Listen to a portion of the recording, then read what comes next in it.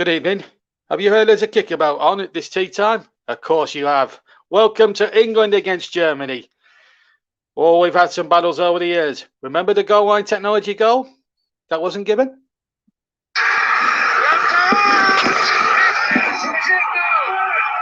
Surely crossed the line. It's not been given. Surely that was. Here we go. Oh, it's so far in. Was it beaten up once? Technology. Thanks very much, Sepp Blatter. France under one. England ran riot in Munich. Michael Owen scoring a hat-trick in a 5-1 win. What a shot for the hat-trick here. Owen. Oh, this is getting better and better and better. 1, 2, 3 from Michael Owen. Stand these two teams playing in a semi-final or a competitive knockout tournament at Wembley in Euro 96. England had a perfect start, but then Southgate's penalty miss denied us the chance of the final. Post a little flick on. It's a goal for England. Shearer has done it again. His fifth goal in 5 games. The start from Brian Robson. Delight from the English fans. And the perfect start. Helder again. The cross is in there. Kuntz. It's 1-1. It's right as well. Saved it. Oh my word. Follow against David Seaman. The Germans go into the final. And England are out. And then England, before that, Chris Waddle and Stuart Pearce missing in 1990.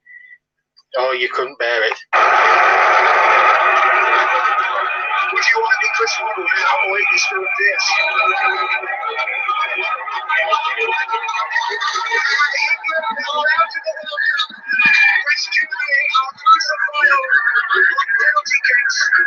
But a repeat of 1966 tonight will do very nicely indeed, sir. Let's have more of that.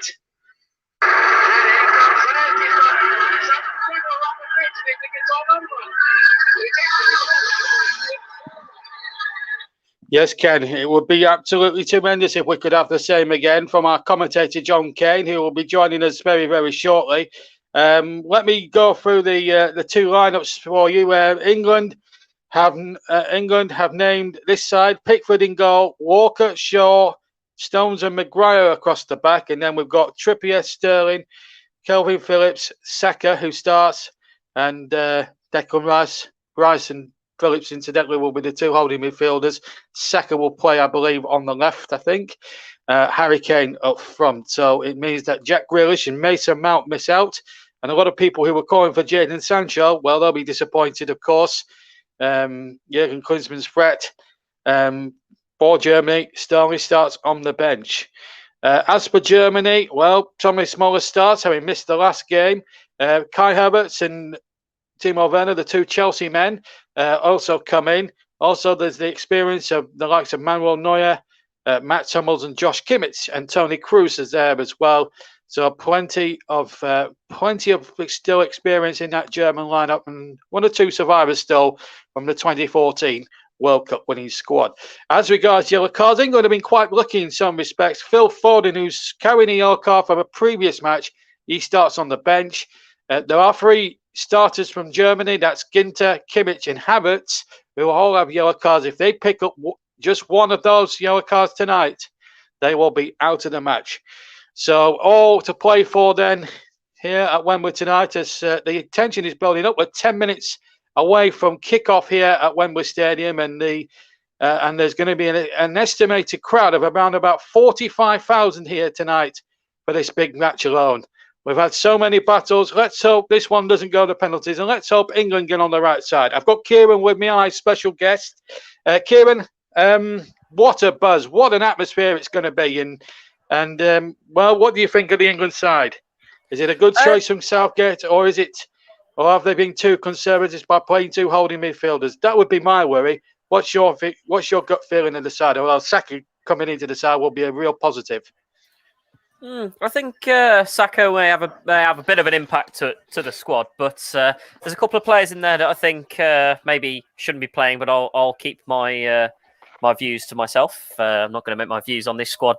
Russ knows what I was talking about earlier on, but I'm not going to say my views whilst we are on the air.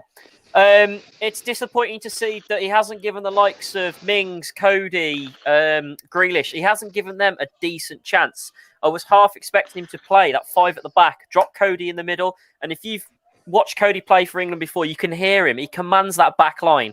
So it's obviously it might sound biased for me being a Wolves fan and Connor Cody being a Wolves player, but don't you worry. End of the day, Connor Cody's a great centre back. He commands the back line. Yes.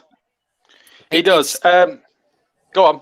It's definitely going to be interesting to see how we're going to go, especially with the Germany side as well. There's a lot of experience experienced players in the Germany side, like Neuer, Toni Kroos, Muller. They've got some very experienced players, so definitely be an interesting one. Yeah, and I was against Tyrone Mings' inclusion in the squad at the start because I'm obviously being a Burnley fan. I wanted James Tarkowski to be in the squad. So I'm, I always obviously have my say on it around about the tournament, but this has really got to be the day as well from a striker's point of view. Kane up front, he's got the nod. Southgate's giving him another opportunity. Does it? I mean, this is a big chance now. This is almost like the Kylian Mbappe syndrome in a way because, like Mbappe, Kane hasn't really come to the party yet as far as the tournament's concerned. And I just hope all this talk about a move to Manchester City doesn't really put him off too much now. He has to have a big game tonight, you think, Kieran?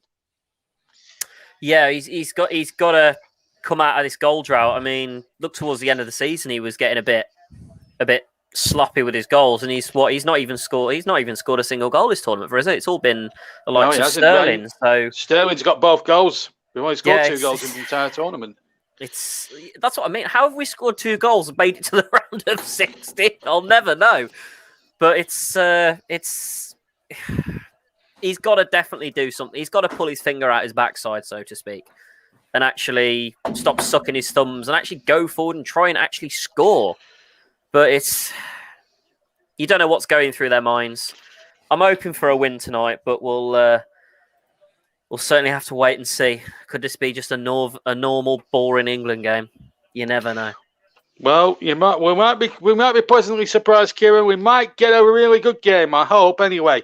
Now, Kieran, I know you're not one for making predictions, but how do you think the game's going to go? I'm not going to ask you for a scoreline here because I know it'll be a lot of pressure on you, and we don't want to blame you for what may happen. But how do you think, from a neutral's point of view, when I'm talking as a strictly neutral before the teams come out, hopefully John Kane will be ready to receive us in a few seconds. How do you think the game's going to go as a whole, from a neutral's point of view? Do you expect a good match, or do you think it'll be very nervous? Because after yesterday, it's got a lot to live up to, hasn't it? Yeah, I expect. I'm just looking at pictures of Harry Kane looking at the German team like I'm going to screw you over. It's a tough one to call. Knowing England, this could be a scrappy, boring, possible win.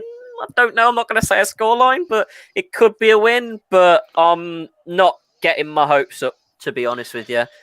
But it's going to be an interesting game, and we'll see how we are at half time. We'll go from there.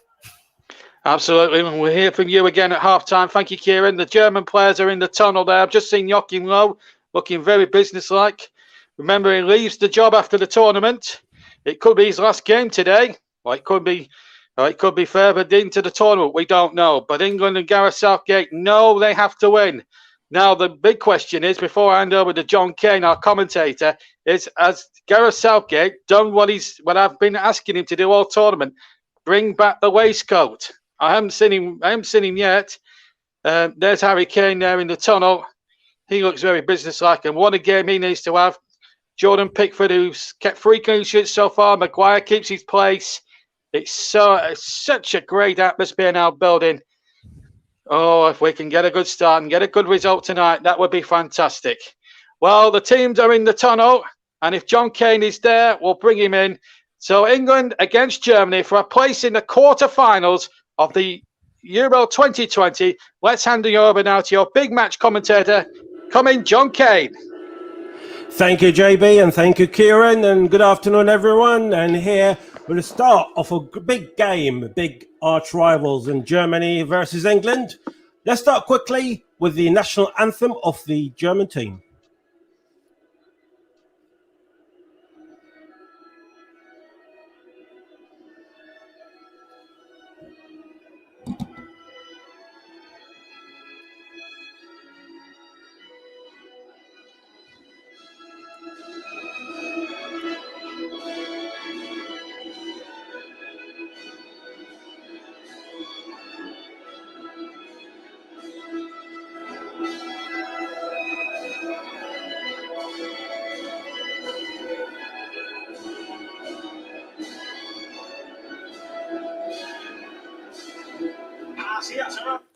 That was the German national anthem. We'll be giving you the lineup in a few seconds. We're just away for the English national anthem.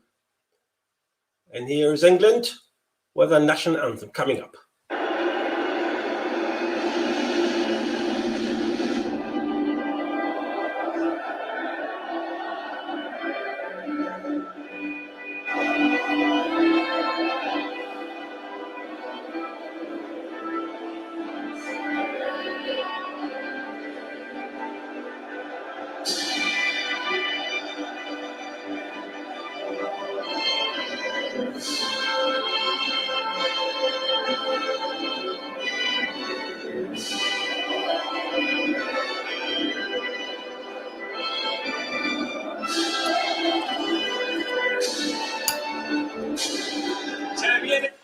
That was the English national anthem. As we know, France are out yesterday, Croatia, Portugal, Netherlands, Austria, and of course our other home country, Wales, all out. Let's hope that England do not join that list and progress to the next round against a good German team. It might be the results didn't work out that well for Germany, but the German efficiency is always there, even with the worst possible scenario as far as the German is concerned. As for the English, well, let's hope that Harry Kane will start scoring. Hasn't scored any goal yet this tournament. It's been 2 goals for England, both from Raheem Sterling. But as far as England fans is concerned, any goal today would be a good goal if it was from Kane, Sterling, or even from Jordan Beckford. Let's start with the English formation. Jordan Beckford in goal, Stones, Maguire, Walker in defence. In midfield, Shaw, Rice, Phillips and Trippier. And up front, supporting Harry Kane, Raheem Sterling and Bukayo Saka. As for the Germans, they're full of experience in that team, as JB was mentioning before the game, and there's plenty of Bayern Munich players as well.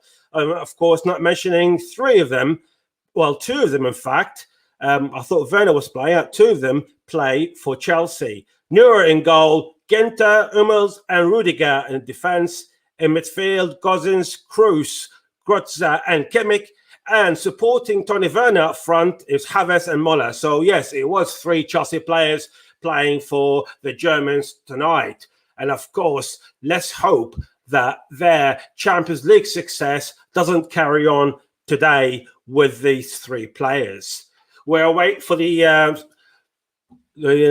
official to blow his whistle for today's game. The game, of course, that JB was talking about earlier with Gareth Southgate waistcoat, the famous waistcoat, and I'll be letting you know if he is wearing the waistcoat, in fact, which is a good omen for Gareth Southgate and for England. We are a few moments away from the starting. The players doing the knee from both sides, the English and the Germans. The English in the normal white top from right to left, and the Germans in the dark blue colours or dark black colours from left to right. And the referee has blown his whistle, and we're off and underway. The Germans with the ball, and it goes forward, but in no man's land into the hands of Jordan Pickford. We don't want to see Jordan Pickford today picking up any ball from inside his own net. We've seen Spain struggle to beat Croatia. The Belgians didn't concede, but it was a tight game against the Portuguese. The Dutch, they went out. And of course, Frank de Boer has also left his position as manager of Holland. Italy, of course, they've beaten Austria, but it was only after extra time. And the Danes so far, they've been probably the most consistent team at the moment in this in the knockout stage. They won comfortably over Wales, and the French. Of course, we know what happened to the French yesterday. If you've been following us or following what's happening in the tournament, the French, the favourites, are out.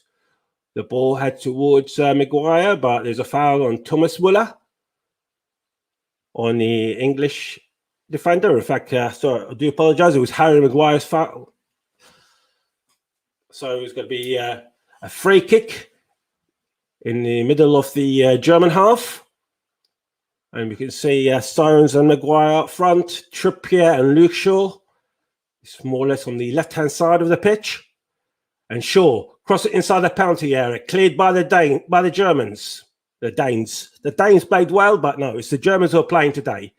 And the ball goes all the way back to Jordan Pickford. Pickford hoops it forward towards Harry Kane. And Harry Kane, but it's just a bit too much for Harry Kane into the hands of the reliable Manuel Neuer. Manuel Neuer, he is probably one of the best goalkeepers in the world. We know what he can do and what he can't do. And the things that he can't do are very, very minimum. Even though he's going up in age, the German goalkeeper, but he's been very reliable. Now the Germans on the attack. And now Götze going forward. Pass it to the right-hand side to Kimmich on the edge of the penalty area. Kimmich cross it inside the 6-yard area, and it cleared by Kyle Walker into corner for the Germans. And it's the first corner kick for Germany, and the first corner kick of the match. It was good interception by Kyle Walker. It was just standing in front of the German player, and the best thing is to head out safely to a corner to Germany. Corner to Germany. From the left-hand side, applied by Kroos. Heads it away again by Walker to the outside the penalty area. To Gosens, to Kroos again. Toni Kroos. Pass it short to Havertz on the left-hand side. Cross it inside the penalty area. But it was a bit of a poor cross and it's cleared by England. And it goes to a throw into Germany. 3 minutes on, still Germany 0, England 0. And let's hope Harry Kane can produce a magic or two, like what he did for Tottenham Hotspur in the last season. He had the highest assist and the highest goal scoring, but he hasn't lived up to expectations for England at the moment. Well, like you said, the only 2 goals he's scored so far has been Raheem Sterling. But as English fans, we don't care. We just want England to score a goal today. It's very important that Harry Kane to raise his game a bit, really. The ball with the Germans. Gosens pass it forward to Havertz on the edge of the penalty area. It goes to Tony Werner. Werner passes one, but it's great interception by the English defenders. And it's a shot from distance from Gosens, and it goes in the hands of Jordan Pickford. It was a bit of a poor shot, but from outside the penalty area, in fact, it was from Goretzka. And it's been all Germany the last minute or so. So the English need to be careful. They need to be careful. We have said that Germany, not at best in this moment in time, in general terms. However, the German efficiency, and also considering we're talking about arch rivals here, big rivals, to be watched by all over the world, listened by all over the world, and now Germany on the counter-attack, a mistake by England. Thomas Müller to Havertz in the centre, just inside the English area, pass it to the left-hand side, but in no man's land. And that was lucky for England because England just gave the ball away. And now Trippier with the ball and passing to Kyle Walker. Walker to Saka. Saka surrounded by 2 players, a bit of pressure on Saka, and the ball goes back to Jordan Pickford. Pickford with the ball. They just need to be careful. You can see but 2-3 German players putting pressure on the English defence. And in fact, the ball has gone back to Germany, and it's just a bit of worry for England that the English defenders don't start playing from the back as often, because that can be a bit of a dangerous play by England. We've seen 2-3 players, and I'm sure Kieran and JB will notice that bit later on in the stage. The ball goes back to England and Kyle Walker. I do appreciate if you want to play from the back, but you need to be careful who's actually playing up front for the other team. We've seen Barcelona done that before, and we've seen Paris Saint-Germain play that before. Bayern Munich at some rate, and of course Tottenham with Pochettino, and it works, but it works on reasons and not to make mistakes by your defenders. John Stones, the Man City player, to Declan Rice, he's been phenomenal this tournament, Declan Rice, and I've just called it out wrongly, and he just gave the ball away. And now Havertz to Müller to Goretzka to Toni Kroos. And there's a pressure from England, managed to push Rudiger the ball all the way back to his keeper, Manuel Neuer. Neuer hoofs it forward. towards Cruz, but the ball goes too much to Guzans, and it's a throw into England. I can tell you that Gareth Southgate is not wearing his waistcoat, so it's not really the good omen that English fans were looking for. But let's not believe in omens. Let's believe in our team. Let's believe in our players. And Bukayo Saka, but it could have been a good counter-attack for England, and now counter-attack for Germany. And the ball towards Werner, and he managed to go up between two players, but it's well cleared and well coming forward by the English goalkeeper. Goes all the way to Raheem Sterling, and Raheem Sterling misses the ball, and it goes back to Germany. The German team looks a bit on it more, and now Germany on the attack, and the ball goes forward, and there's been fouled inside the penalty area, and don't know what the referee is looking at. It's going to show a yellow card, and it looks like it's going to be a yellow card. And it's a bit of confusion who the yellow card is for. Is it a penalty or is it a dive? It looks like on the edge, literally on the line by Declan Rice on Goretzka. Let's hope it's actually given the yellow card for the dive, but looking at the replay, it might probably been given a foul to Germany. In fact, it is a foul for Germany. That is a very dangerous play by Declan Rice. I was just praising him a couple of minutes ago, saying he's been phenomenal in his role. You know, he's got that Didier Deschamps role. And of course, if you disagree with me, please send us your comments and let us know. But it's a dangerous, dangerous free kick, literally not even a meter away from the penalty area, down the centre. And it's a free kick for Germany in the 8th minute. We got a wall of 4, 5 players. Possible 6 now. And of course, we know the capability and the ability of the German players from free kicks, especially Toni Kroos. We've seen him for Munich before, and we've seen him for Madrid. A remarkable player, and the last thing you need is actually to give him the ball in that sort of situations and in that sort of positions. England need to pass this bit of a bother a bit. Havertz is standing behind it. Toni Kroos is standing behind it. Guzan standing behind it. It's a possibility for a left or right-footed player. Free kick. Bit of nerve. Plays short, and Havertz shoots, but it blocked. It was well blocked by the English defence. Still goes back to Ginter from the right-hand side. Get blocked, and it goes to a throw-in to Germany, just near the corner flag on the right-hand side. It was a good block by England. That was a bit dangerous. That was very, very dangerous by the Germans, but it was a good block. I think it was Declan Rice who jumped into the ball. It played short by 2-3 players, the Germans, and it didn't work out this time around, luckily for England. Let's not give the Germans that sort of positions again. The ball to the right-hand side, to Ginter, inside the England half, to Havertz. Havertz with the ball. Of course, the English Premier League fans, and especially Chelsea, know what Havertz can do. The Chelsea player who moved from Bayer Leverkusen for around £60 million. The ball goes forward towards the attacking Kimmich, but defeated by the English defence and Declan Rice. You're back to Luke Shaw, and Shaw clears it forward. So goes back to Germany. Havertz trying to pass on a player, but it was well intercepted, well blocked by Declan Rice, and it cleared by Luke Shaw towards Harry Kane. But again, Ginter was there covering from Harry Kane. 10 minutes gone, and you listen to the commentary hub here with John Kane. And then, of course, we're going to have JB and Kieran Riley later on at halftime to give us their thoughts on how the first half has gone. And still England 0, Germany 0.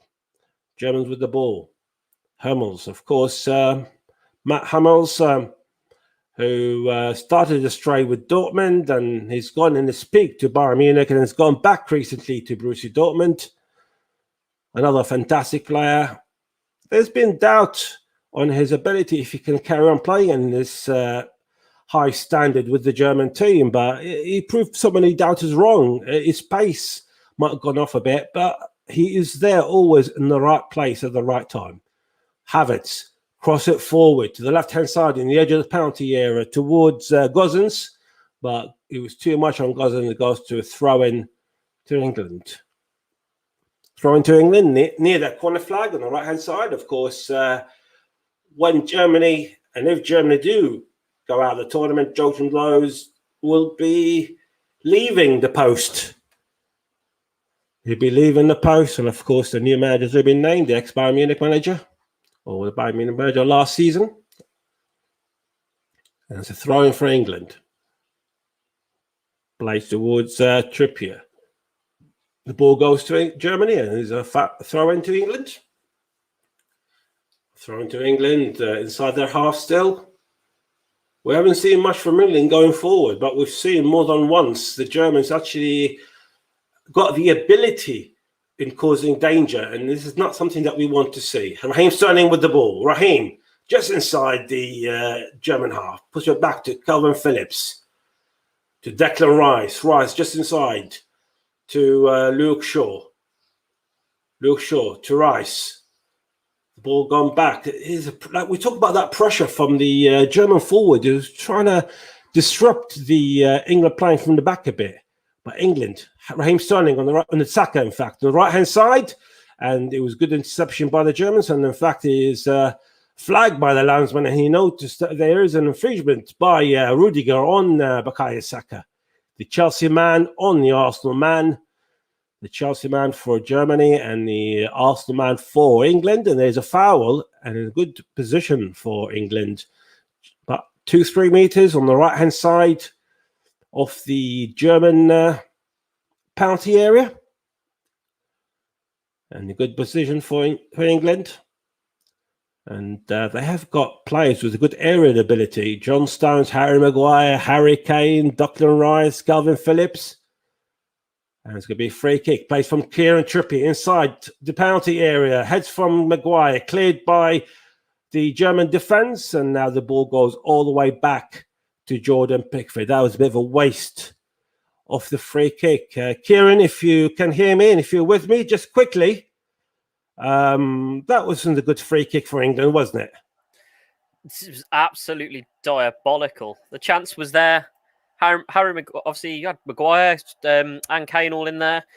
But as usual, it turns out to be terrible, as it usually is. Our set pieces aren't the best, but definitely had an easy chance there to go ahead. But obviously, they want to keep fighting for their goal rather than have it come easy. So it's an interesting start, but we'll have to see how we go on. Still a long way to go, though. Thank you, Kira. We'll come back to you later on and with JB at half-time. And the ball is still with England with nearly 15 minutes gone and it's still 0-0. Now, we know that this game has to end with the winner. And we don't want to be, we don't want England to be with the likes of France, Holland, Austria, Wales and Portugal and get knocked out of this tournament. We want England to progress. We want this game to be Joachim Löw's last game as a German manager. Saka on the right-hand side, deflected off the German defender and it goes to a throw-in to England. Throw-in to England on the right-hand side inside the German half. Kieran Trippier, the Atletico Madrid player. He's another player who left Spurs and managed to get a trophy with Atletico Madrid winning the La Liga. The season just gone. Bukayo Saka, Trippier.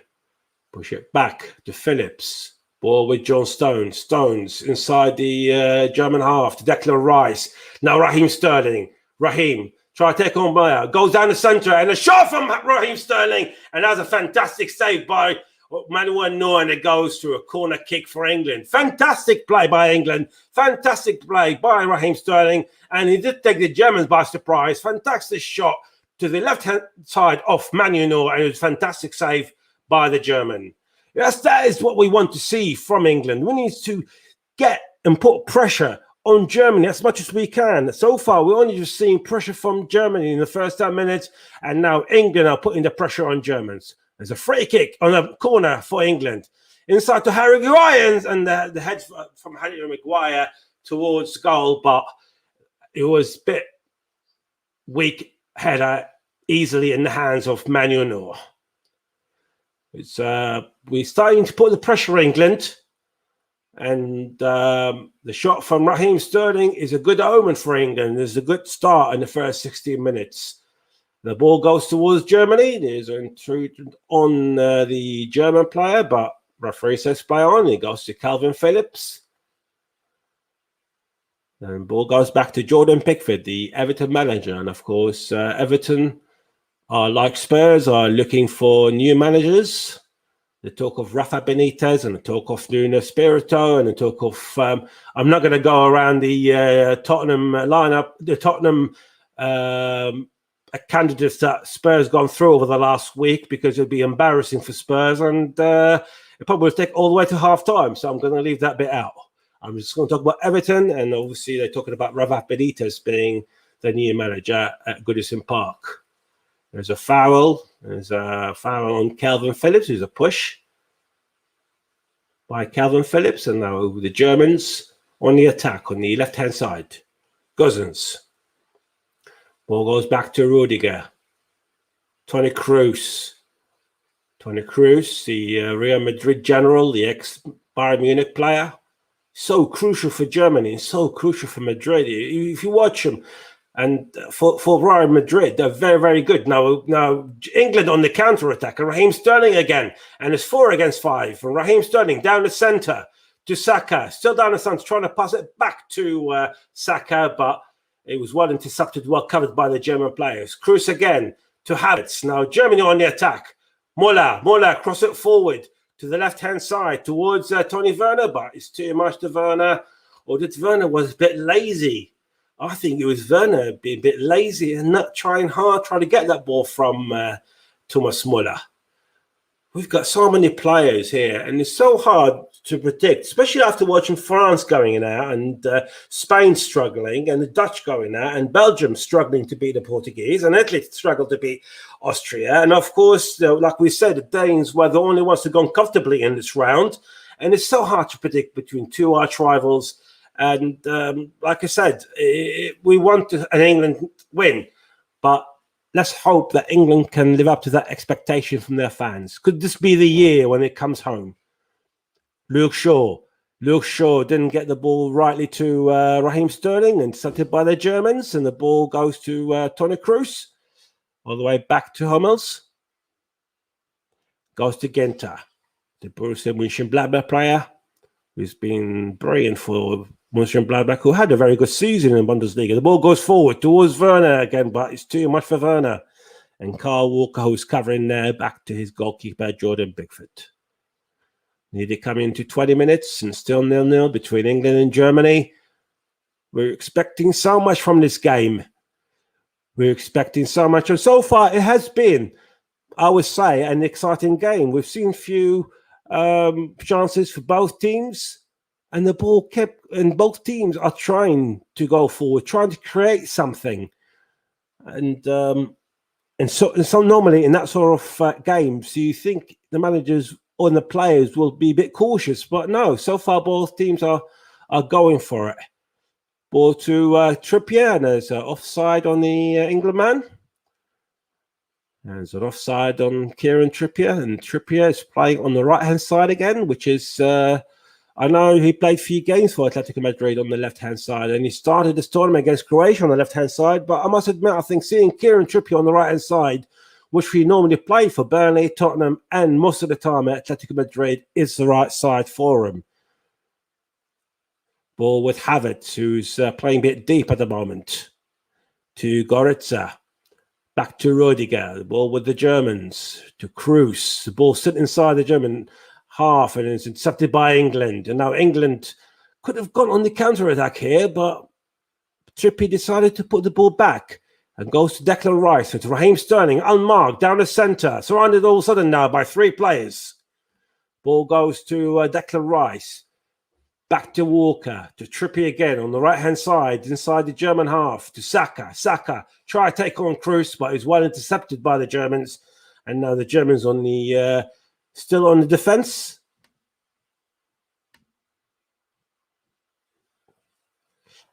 And ball goes to Raheem Sterling on the left-hand side. And again, intercepted by Germany, by Kimmich, and it goes to a throw into England. throw in to England on the left-hand side. Luke Shaw, the Manchester United defender, who was out of favour and due to injury or not able to sustain his fitness in the first match, managed to do that, and his throw-in to Raheem Sterling could not control the ball in the edge of the penalty area and goes to a goal kick to Germany. Quickly, Kieran, if you listen to us, it's been a good game, really, so far at the moment, but it's very hard to predict still who's actually going to nick it. Yeah, it's looking at I'm just looking over the stats now. It's not 50. It is close to 50-50. England with only 48% of possession, with Germany with 52%. But it's definitely still, we're looking 50-50. We've both had 2 shots and we've had more shots on goal so far. But it's still a very even game. We're still, like I said, still a long way to go. We're only 22 minutes in, but it's still to play for. But we are looking a little bit stronger than we were, but it's seeing if we can convert it now. Thank you, Kieran. And the attack for England, and it's a free kick for England. Right in the centre of the German half. It was a foul on Bukayo Saka by Goretzka. Goretzka wasn't happy about the referee giving the foul.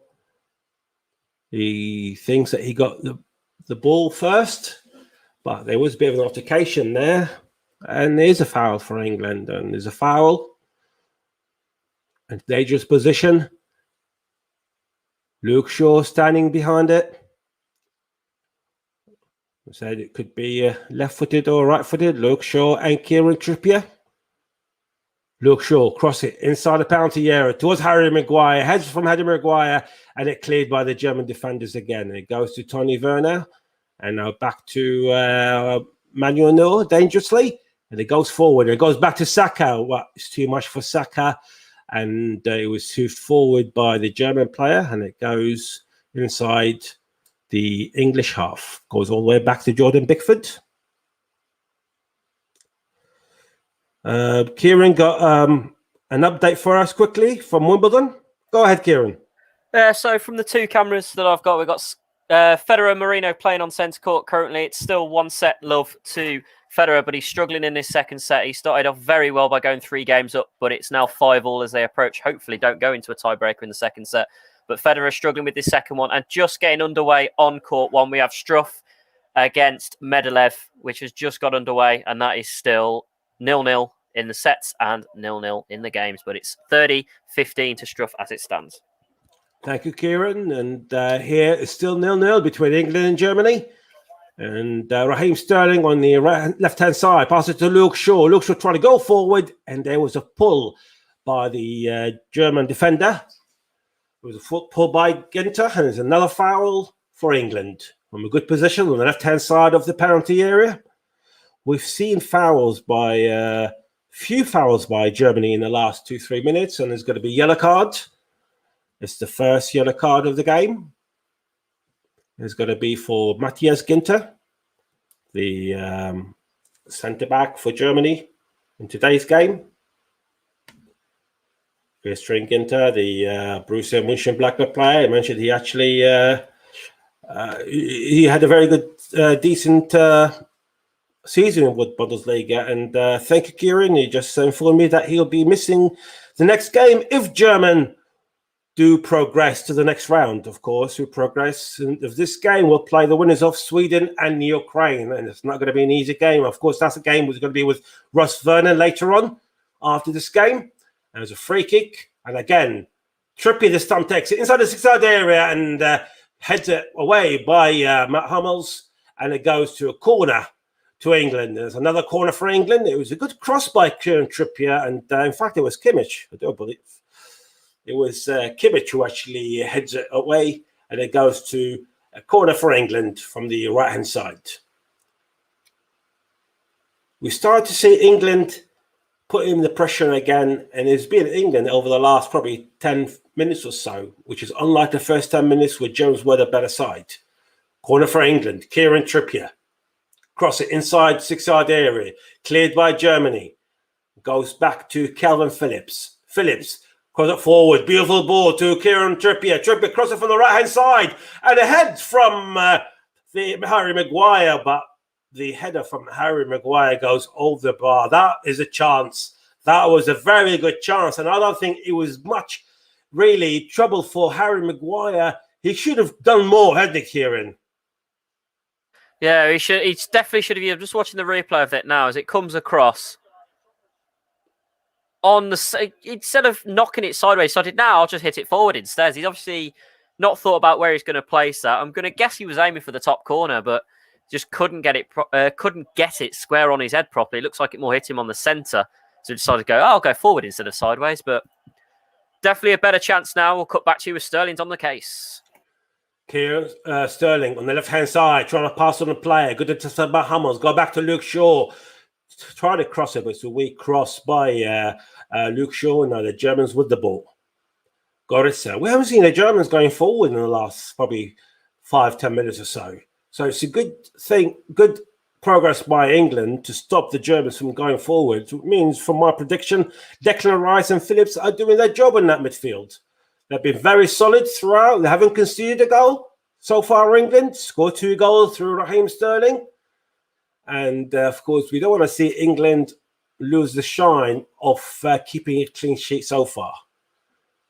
Ball from Kyle Walker forward towards Rudiger. They couldn't control the ball, but he had covered by the German defenders. Hummels. And the ball goes forward towards Havertz, but it was a good cover by John Stones. That was a good interception by the Manchester City defender. Goes to Luke Shaw, still inside the English half. Pass it backwards to Harry Maguire. Pressure on Harry Maguire by Kai Havertz. And there's a foul on Havertz. If he was given a foul, it looks a foul to me. It was a push by Havertz on Harry Maguire, and it was actually a throw-in. Kieran, it looks a bit odd, isn't it? And it's a bit dodgy decision here. He's definitely dragged to the ground, but it's gone down as a free. It's obviously gone down as a free kick. He was definitely a little bit of a tussle for the ball there, but Maguire's definitely gone to ground. So it's that's a tough one to call, but I'm happy. I'm happy with that free kick there. Absolutely, England get the free kick. And we are playing in the 29th minute, and nearly half an hour gone, and it's still England 0, Johnny 0. You're listening to John Kane, and of course with me, Kieran Riley. And at halftime, we'll have JB to analyse the first half with Kieran. And you're listening to the Commentary Hub here on Twitter and our Facebook page. And the ball goes forward from Saka towards Harry Kane, but it didn't get for Harry Kane. Harry Kane is not in the game again. It's a bit worrying for someone of that sort of calibre, who what he's shown he can do with England and with Spurs, and yet we haven't seen him in this tournament. The top scorer of the World Cup 3 years ago, the ball with Raheem Sterling on the left-hand side of the German penalty area. Raheem trying to take on 2 players, trying to cross it inside the 6-yard area, cleared by the German defence, and it goes to Declan Rice, but the head from Declan Rice goes all the way to the Manuel Neuer. Neuer cross it forward to Kimmich, and there's a foul on Luke Shaw, and it's a foul for Germany. Half an hour gone. Kieran, we haven't seen Harry Kane yet. It's a bit of a worry when we know that what Harry Kane can do for England, what he'd done for England in the World Cup. 6 goals, the top goal scorer, what he'd come into breaking the England top highest goal scorers, Wayne Rooney's, of course, record, and what he'd done with Spurs last season, the top goal scorer and a top asset in the Premier League. Yeah, we haven't seen anything of him, not even a good pass in this tournament. Yeah, it's certainly odd that he's gone from... But he dropped off at the end of the season as well, didn't he? So it's weird to see how good someone can be, like going and earn the Golden Boot, being like the best player in the Premier League, to come and play for your country and be this, insert word here. It's sorry, Kieran. I'll come back in a minute. The ball with Germany and Havertz to the right-hand side. Kimmich on the edge. Cross it inside the 6-yard area, but it misses 2 German players and 3 English players, and it goes to a goal kick to England. That was dangerous. That was very, very dangerous from the Germans. It was a good ball from Havertz. Pass it on to Kimmich on the right-hand side. There was a good flick inside the 6-yard area, and it missed 2 German players, and even the English players missed it, Kieran. That is very dangerous, wasn't it? That just goes to show how dangerous Germany can be. I mean, you look at the last 10 minutes. They've sat back as we've tried to push forward. And then as soon as they get a breakaway, they're in. I think that's going to be our biggest letdown as they're coming in again. And Havertz again, pass it forward to Werner. Werner shoots from just outside the 6-yard area. It's a good block and a good save by Jordan Pickford. That's 2 chances for Germany in less than a minute. The danger bells start ringing for England. There is something wrong again with the German defense, with the English defense, I do beg your pardon. And Kieran, this is not good enough in the last 2 minutes. We need to see more, don't we, from England? Oh, God, yeah. We need to see a lot more. I mean, like I was saying before, we had to cut back. It's Germany are really, really defensively strong. And as soon as they get the ball forward, they are attackingly dangerous. It's one of them ones. They'll sit back and thinking, and England will think, yeah, we've got a chance here. And all of a sudden, bang, like that.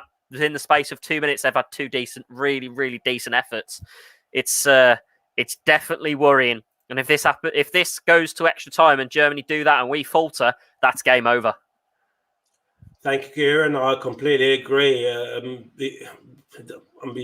can't really see on what I've seen what the Germans can do, especially on the counter-attack, that the English can last the 90 minutes without conceding. And if that's got extra time, well, they have the capability of actually carrying on. The ball goes forward towards Harry Kane from Calvin Phillips. That was a good cross from Calvin. But again, Harry Kane, is he doing anything off the ball, Kieran? Harry Kane? Because as a leader, you expect to see more from him on the pitch, but is he actually doing anything off the ball? I don't know. I mean, he could have gone, like then he could have just gone for that, but he said, no, I'll have a little trot. I'll have a little trot down the pitch. It's almost like he's like, oh, I've got the captain's arm. I'm going to sit back and do nothing. He needs to start going in for these balls. I mean, he's just trotting along the pitch. I mean, he could have easily gone for that, and then Sterling could have jumped up forwards, but it's one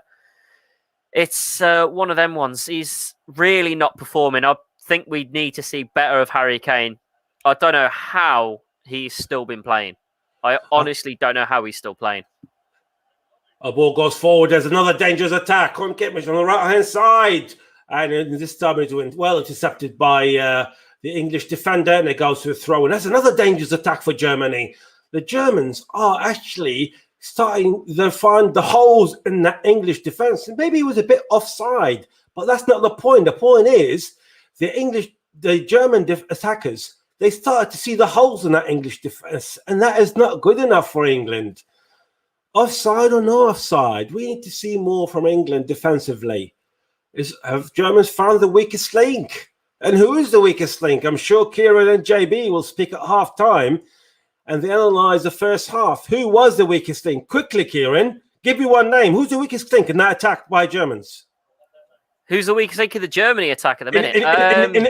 In English defence. English defence. Well, it's obviously Harry Maguire. He's there, but he's supposed to be playing in central defence, and he seems to be playing more on the right hand side. And it's just giving him the space in the middle. It looks like I think that's John Stones that is moving more into the central defensive role, which is odd when Maguire's your central defender. So it's odd to see what's going on in this back line. It is definitely odd. Thank you, Kieran. Of course, Kieran is with us throughout the half when needed. I do appreciate his presence for the duration of the game, being co-commentary, shall we say. And, of course, he'll be analysing the first half with JB, so don't go away at half-time. And the ball in the back, and England start playing from the back again. And now it's Maguire going forward, just inside the German half, and loses the ball again. But at least it goes to throw into England.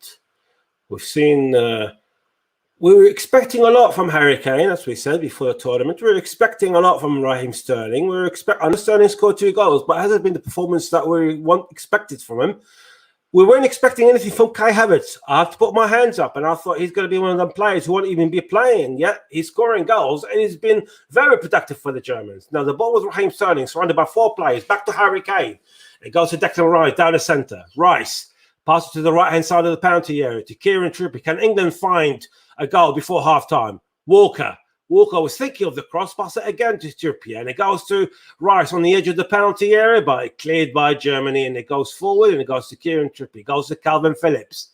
Trippier chips it forward to Saka on the right-hand side of the penalty area. Saka, 1-2, goes to Phillips. Phillips on the right-hand side, just inside the penalty area, tried to cross it, but that was lazy by Calvin Phillips. It was lazy, wasn't it, Kieran? Yeah, it's definitely lazy. Obviously, Germany are definitely holding us up in that corner. They've got to try and find a way through, and it's just not working at the minute. And that's now again, Kieran. That's another lazy ball by Calvin Phillips, and now German on the counter attack because of that. Havertz with the ball on the left hand side, but it was a good cover by the English players, and it goes to throw in. We've got 7 minutes left, still 0-0. And we've seen a few lazy English players, haven't we, so far in the first half, Kieran? Yeah, it's definitely more of I've come back. I'll chillax in his first half. We'll see what happens in the second half. It's not the type of football we need to play. Gareth Southgate needs to think of this logically now. He's played the whole tournament. He's played defensive football, and defensive football is not something we should be playing. We should be playing attacking football. That's why I'm saying get the likes of have a back 5 and get the likes of Cody sat in the middle, commanding that back line and actually pushing your wing backs forward to try and get those goals in. But it's I don't know what's going through Southgate's mind at the moment. It's one of them ones where we've got to sit and pray. No, absolutely. I mean, from England perspective, and you're talking about Gareth Southgate, like he's playing in the defensive the game, but really, if you're playing a defensive game, you shouldn't be letting Germany have as many attacks in the last 5 minutes, shouldn't you, Kieran? No, definitely not. Even so, that's not working really, as far as Southgate is concerned. Well, it seemed to work in the group stage, sort of, keeping a clean sheet. But I'm going to cut back to you quick. And Havertz with the ball and trying to go take on Kyle Walker, but it was I don't know if it was luck this time round, or did Kyle Walker manage to get the ball ahead of Havertz? But either way, it was a good interception, and for England's sake, it did go back to Jordan Pickford. It's not good enough by England at the moment, isn't it? In the last 10 minutes. Yeah, Germany have definitely dropped back on the attack. And I was going to say, England took possession a little bit more then, but the stats have instantly changed, and Germany's definitely had a lot more possession. It's this defensive football, it's working, but it's not working. I mean, look at those chances they've just had there, straight through, but luckily the defence was there. But it's definitely stressful to watch this game, I must say so. It's like Scotland all over again. Absolutely. It's just not going to, of course, see the difference between the game here and the last 3 games. England have to win. Or we need a winner, England or Germany. So could go to extra time. It could go to penalties. The ball forward from Kimmich towards Havertz. And Havertz trying to control the ball, but it's a good interception by John Stones. I must admit, I can't fault John Stones at the moment. I'm a bit cautious about Harry Maguire playing in that back 3. But I think John Stones so far has been the solid defender, whatever he had to come forward and deal with the German attacks. But of course, I'll leave that analysis to Kieran and JB at halftime. We've got 5 minutes to go, and the ball towards Calvin Phillips, who's going forward, but it's too much for Calvin, all the way back to the German keeper. 5 minutes to go. Still England 0, Germany 0. We need a winner tonight. We're playing at Wembley, and this is the best place for England to win it.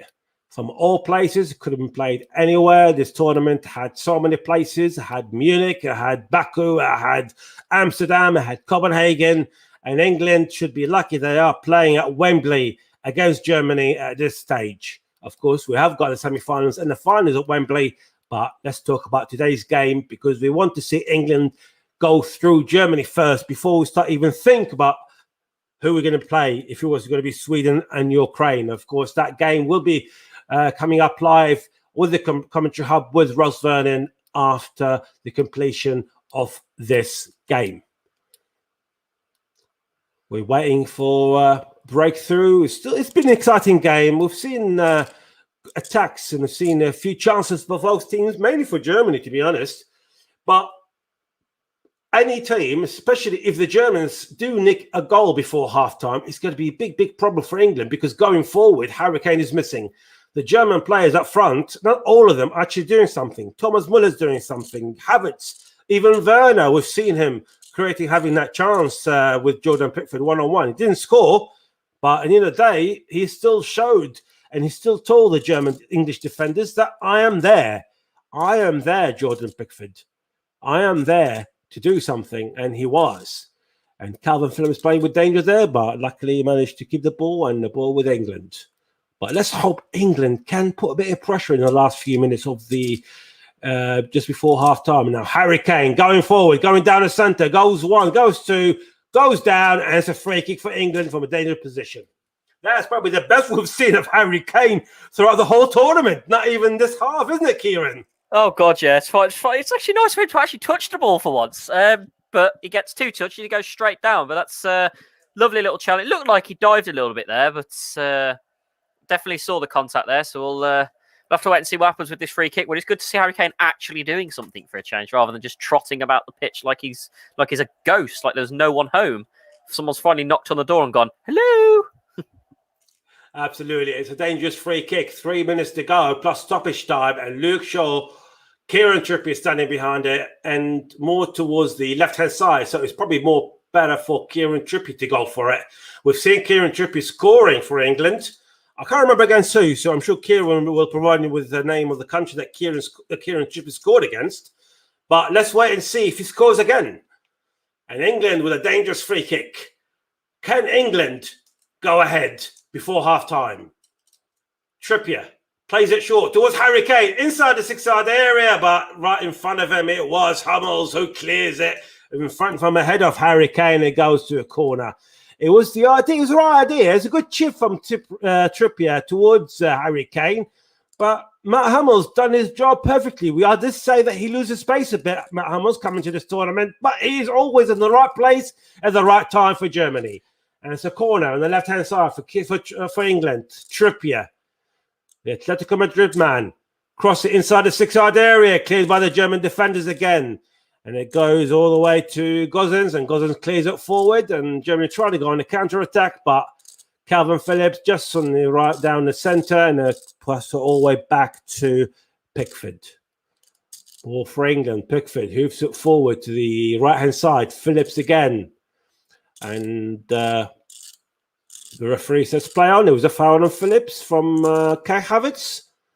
And the ball goes forward towards Bukayo Saka. Saka couldn't control the ball, and it's a throw-in for Germany. A minute to go. A minute to go till half-time plus stoppage time, which I'm not expecting much. There hasn't been much injuries. So it's probably going to be, my prediction, probably be a minute maximum, if any. It's been a good entertaining game, isn't it, Kieran, in the first half? We've seen chances both sides, but we've seen mistakes as well, especially by England. Yeah, it's definitely been that's goes down there.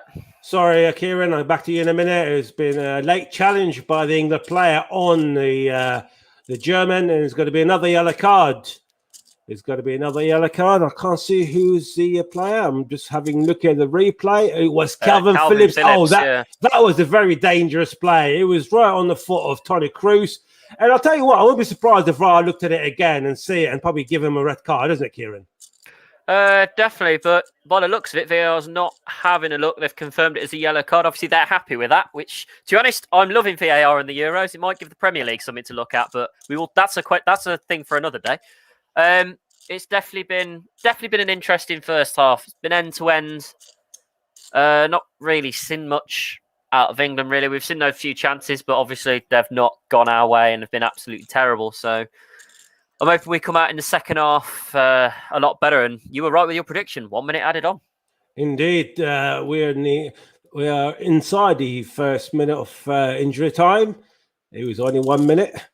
There wasn't that much injury or delays, to be honest. It's been a flowing game so far, and it's been entertaining, especially, I'm sure, for the neutrals. They would have enjoyed that. However, I think from the English perspective, probably would have been a bit of a nervy game. We did have our chances. England did have our chances, But that's a mistake. That's a mistake by the reliable Muller. Now Raheem Sterling. Can they score before halftime? Down the centre. Raheem Sterling to Harry Kane. Harry Kane. This is our 6 yard. Oh, what a chance for England. And the English players, could that have a penalty? Was that a late foul on Harry Kane inside the 6 yard? I don't know, but Harry Kane normally would have scored from there, but it was a great interception. That would have been the chance for England. What have you done, Harry Kane? That was a chance. And now Germany were playing outside the minute, and the referee blows his whistle for half-time with a great chance by England. It was a bad mistake by Thomas Muller, literally seconds away from the end of the stoppage time. Pass it backwards, intercepted by Raheem Sterling, gone forward. There was a mess up inside the German half, German penalty area. Ball goes to Harry Kane. It was Kane with Manuel Neuer trying to overtake Manuel Neuer, but it was too much on Manuel Neuer, on Harry Kane, and then get cleared. And it goes, and it goes. What a chance. That is a chance that England, I hope, would not regret. We've seen Harry Kane. We want to see Harry Kane. We did see Harry Kane, but it was not the chance that he missed. We would have wanted him to be scoring from there. We've seen him score from there and from everywhere, Harry Kane, but not in this position. He hasn't today, or indeed throughout the whole tournament. We're waiting for JB to come and join us at halftime. And in fact, we have got JB. I'll pass to him in a minute. And of course, back with us, Kieran. Good afternoon, JB, again. It was a very interesting game to watch, hasn't it? And I'll leave you with your analysis. But quickly, it was a bit of a heart attack, wasn't it? Once or twice for the English fans with a few mistakes, wasn't it? Absolutely. Thank you, John Kane. We'll look forward to hearing your brilliant commentary in the second half. John Kane there, our commentator. And I've got to say, Harry Kane, I've just seen the replay. We're just a couple of seconds behind on the feed there, and that's an opportunity that Harry Kane, 99 times out of 100, would take in the normal circumstances for Tottenham. But England really need to up their game, as the boy said at half, just before the break. There, it has been a tough old thing. I'm just looking at a replay as the Sterling made a terrific run here. I'm just looking at it again. I mean, it comes to him rather quickly, but you'd have thought that. I think it's his first touch that takes it away. If he gets a better contact, then England are ahead. But that is the best chance without a doubt. Pickford's made a good save as well. Also, Sterling was brilliantly denied by the brilliant evergreen Manuel Neuer. But it's England 0, Germany 0. And I should point out as well, I didn't at the start, so I do apologise, that we will stay with you till the conclusion of this game, through 90 minutes, extra time, or even possibly, I dare not say it, penalties. I hope it doesn't come to that tonight. I don't know how much more heart-stopping action we could take after what we saw yesterday, 13 goals and a penalty shootout. But at the moment, no goals here. And let's bring Kieran Riley in. Let's have a look at your assessment of the first half. Well, what do you reckon? Well, from the replays that I saw, both were two. From the penalty, just going back to those penalty chances, there were definitely two good fouls. Kane was tripped up after they got the ball, so both of them were definitely two good fouls. They definitely weren't penalties in my eyes, but some England fans may shoot me for that because they're saying, "Oh, what a penalty!" But it's been an interesting first half. Just going to have a quick look at the stats. We'll look at the stats. They've had equal shots. They've had 3 shots each. We've both had 2 shots on target as well. England with the most possession at the moment. It's currently 53% possession to us, but 47%. But that means nothing. You could have 10% possession a whole game and win 5-0. It's one of them ones. Obviously, we've had 2 yellow cards. Luckily, no one sent off yet. But obviously, unfortunate yellow card for Ginter means he's going to miss the quarter-final game if Germany progress. And if it goes to penalties, it probably would be the case that Germany do go through with our track record of penalties against Germany. Moving on. But it's definitely been an interesting first half, end to end. I'm not impressed, but I'm not angry at the same time. We've had some good chances. Harry Kane should have tapped that with 1 foot rather than thinking, "Oh, I'll control this." He should have tried the one-shot wonder, but he decided, "Oh, I'll take a control and try and tap it in." But it didn't come to shine. It's definitely another stressful England game. It's Scotland all over again. But Well, I think we're playing a bit better than we did against the Scots, if I'm being perfectly honest. Russ Vernon is on, and we'll bring him in. Hello, Russ. Hi, JB. well- Hi, Kieran. Hi, John Kane. Well, let's get your assessment on the Kane chance right at the end. What did you think? It was a big chance, wasn't it? It was a big chance. Initially, I thought it was a penalty for England, but looking at the replay, Yeah, almost robbed the ball first, and he that did. was spot on. And for me, for the Phillips one, where Phillips got booked, I'm on about now.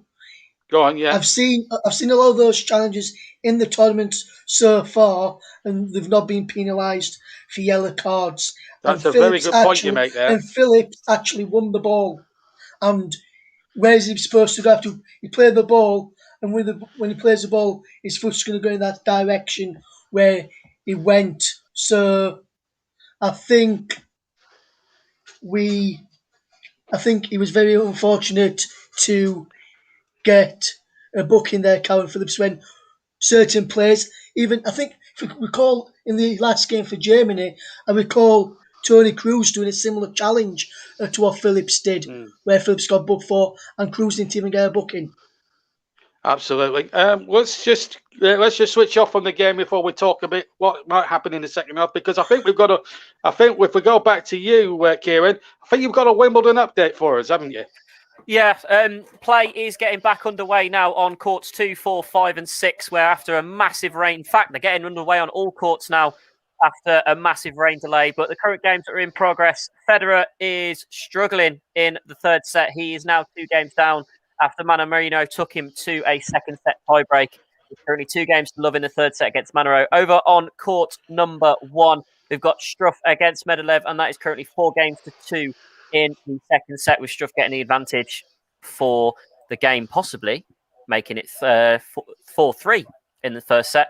We'll have to wait and see. But the games are getting back underway on the rest of the courts after a very long rain delay.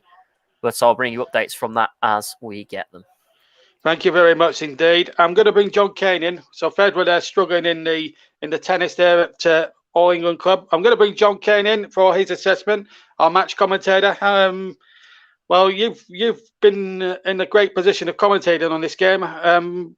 As far as you're concerned, assessment on the England performance? It's a very, very dangerous game, isn't it? Sometimes they've been playing. Some of the players been a bit lazy at stages. We've seen Calvin Phillips giving the wall away.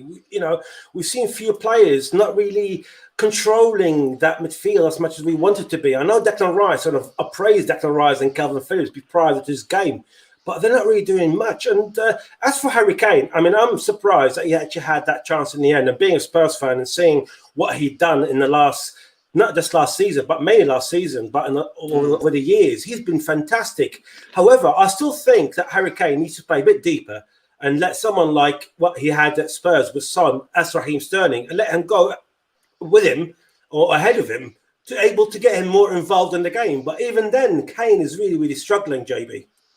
Absolutely. And do you think he should have got, I mean, obviously we've been talking about should Kane have hit it first time, that chance at the end. Do you think his touch was a little bit heavy? Well, I mean, looked at the replay, I think he takes a too heavy a touch. If he gets a better contact maybe on the first touch, does he bang it in on the second touch? I think he actually didn't know what to do, I'll be honest with you.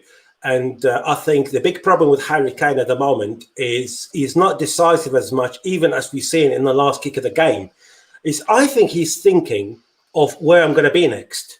I honestly think all this stuff about Spurs not having a manager, that's a completely different issue. But Harry Kane, we know that Man City bid is being rejected, and obviously it seems like he wants to go to Man City and play with De Bruyne and the rest. But honestly, I don't think his head is all with England at the moment. And if that's the case, even as an England captain, I think he should be withdrawn from the game. Because if you can't provide and help against, like I said, we can have the worst German team, but the Germans are always efficient, even with the worst team. And if you can't go up to their level, well, you need to be substituted, sadly. Yeah, well, that's a fair point. I'm gonna give the same question. I'm gonna pass the point on. I'm gonna go to Russ first, and then Kieran. Do you think Kane should be substituted at half-time? But it looks as if the whole Manchester City business, Ross, is really affecting him so far, isn't it? I mean, that's why he hasn't had a good enough tournament for me. Do you think, I mean, honestly, I think John Kane is right in what he says there. I think the whole Man City business has affected him. And I think he needs, do you think he needs to be withdrawn from the captaincy, perhaps? I don't like to say that, but... Not from the captaincy. I think he's a good captain, but I think he shouldn't have started this game. I would have probably given, actually looking at the starting lineup, I would probably have chosen, say, Kyle Walker as captain, because he's the next experienced head in there. And I would have probably not played him in this game if he's ended up being there. But who would you have put through the middle that we've got in the squad today? Because Dominic Calvert-Lewin? Rashford is our wide. He's a wide man now for Manchester United. Calvert-Lewin's not in the squad today. So, who would you... So, with the players that we've got on the bench, Rashford's a wide man. Foden has played through the middle a few times for Manchester City, but he's mainly a wide man. Really, he's more of a wide man. Only one you could really play there, yes, he's more of a wide man, but only one you could really play there is put Sterling through the middle and put someone like Grealish, Rashford, Foden out on that side. And I've got a question which I'll go to Kieran on this one. And a lot of the times, Kieran, when we watch Manchester City play, we see Kyle Walker bombing forward down that right-hand side for Manchester City. Why do you think he's reluctant to get forward? Because there's been a lot of times in that first half where there's space that's opened up for him to get forward, but he's not really done that. And also, he's not really finding Trippier much. He's always seemed to go back to Maguire and Stones instead of looking for that forward pass. Why do you think that is, Kieran? To be honest with you, mate, I think it's something that maybe was discussed pre-match. Maybe Kane's telling him to hold back or Maguire's telling him to hold back. I honestly don't know. So we're seeing more of John Stones and Maguire pushing forward, and Walker just seems to be holding back. I don't know why that is. It's definitely, if anything, it's a tactical thing. But as you say, he's constantly flying down the wing for Man City. So it's an odd one to see why he's not going up. It could be literally he's been told not to move. He's been told to hold his defensive position. But if I was Walker, I'd be like, you know what, screw this. I'm going to run down the wing and pop one in, see if we get a goal. But it's definitely it's a weird one. We've definitely been playing some weird football compared to the friendlies. It's definitely I don't know how you guys feel about this, but we definitely come into the Euros in a different mindset than we have done in previous friendly games. Well, I'm just gonna say this. We need to play. All I'll say to this, guys, is this: we need to play better second half. There's no two ways about it because we've looked defensively sound. But just a brief word before I hand back to John Kane, because we only got about a couple of minutes. And plus, I want to just before I do ask that question, just to remind you, after this game, Russ Vernon will be back with you. In fact, doing the Sweden-Ukraine match, and the winners of that game play the winners of this game. So final word to you guys, just quickly for 30 seconds each. Russ, I'll start with you. What do you expect from England second half? I think we'll get the win, JB, and I think it's more like the Croatia game, that first match of the Euros, and because we've not seen Cruz or Goretzka get on much, I think England's going to win it, and I think it's going to be a 1-0 win for England. Right, Kieran, 30 seconds from you. What do you think is going to happen? It's going to be one of those cheeky... I don't know. It could be, like I said, it's scrappy at the minute. Like I said at the start, it could be a scrappy victory to us. I'm not going to try and say a score. I don't know. I don't know where I see this game going. I reckon we could possibly be going, hate to say it, but I think we could possibly go into penalties here. But once again, it's England. They'll usually draw up some miracle, so we'll have to wait and see what happens. But definitely going to be one of them ones. Thank you very much indeed. We'll hear from both of you again at full time. All that remains to me to say, England, come on. Get your fingers out. Harry Kane especially. Get your fingers out. This next 45 minutes could be critical. Critical. You have a chance, guys, to make history. Absolute history. What an opportunity you've got here. Do not blow it. 45 minutes remain here at Wembley Stadium as we await the teams to come out. But I've just got to say this. England, I hope, Southgate, you've rallied the troops. You've got everybody behind you. Everybody that's listening, get behind, get messaging. Who do you think is going to win this second half? Can England do it? The teams are just about to be on their way out in a few seconds from now. So let's rejoin our commentator well in time for the second half. Can John Kane call home an England victory? JK, it's all yours. Let's call an England victory. JK. Thank you, JB. Thank you, guys, Kieran and Russ, for great analysis of the game. And yes, I'm hoping that Gareth Southgate would have said something to the players at half-time to make them do something. And of course, I mean, let's not forget that in the first half, our main two men in that midfield, Rice and Phillips, they're both on a yellow. So it's very, very dangerous on England now if they're going to start playing that defensive wall again. And then we'll end up stopping the Germans. We get a red card. That is going to be a disaster for England as the way it's going at the moment. So we'll wait for the second half to start. England will play from left to right and Germany from right to left. And in fact, the whistle has been blown and the second half is on the way. Harry Maguire with the ball, just down the centre. Pass it forward to Phillips. Can England reshape? Can England have different kind of mentality in the second half than it was in the first? Can England cruise through to the next round and play the winners of Sweden and Ukraine? It's very, very dangerous game they played in the first half. There have been chances. There have been good German chances, but probably the best chance of them all, I'll say, it was Harry Kane's chance, one-on-one.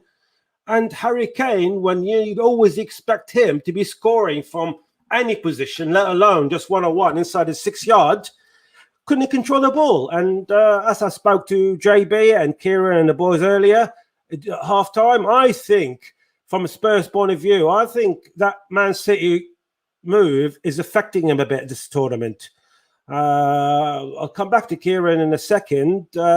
Kieran, just quickly, Harry Kane is really not with it this tournament. And I think, personally, and this is coming from a Spurs fan, I think Harry Kane is actually more concerned about where he's going to play next season.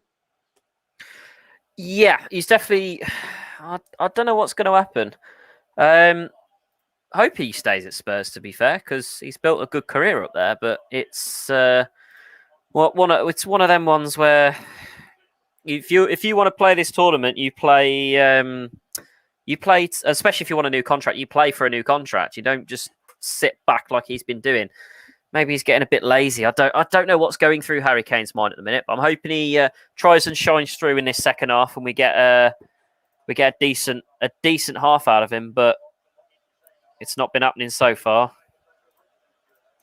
Thank you, Kieran. We'll come back to you shortly. We'll go through the lineups again for England. Pickford in goal, Stones, Maguire, Walker in defence.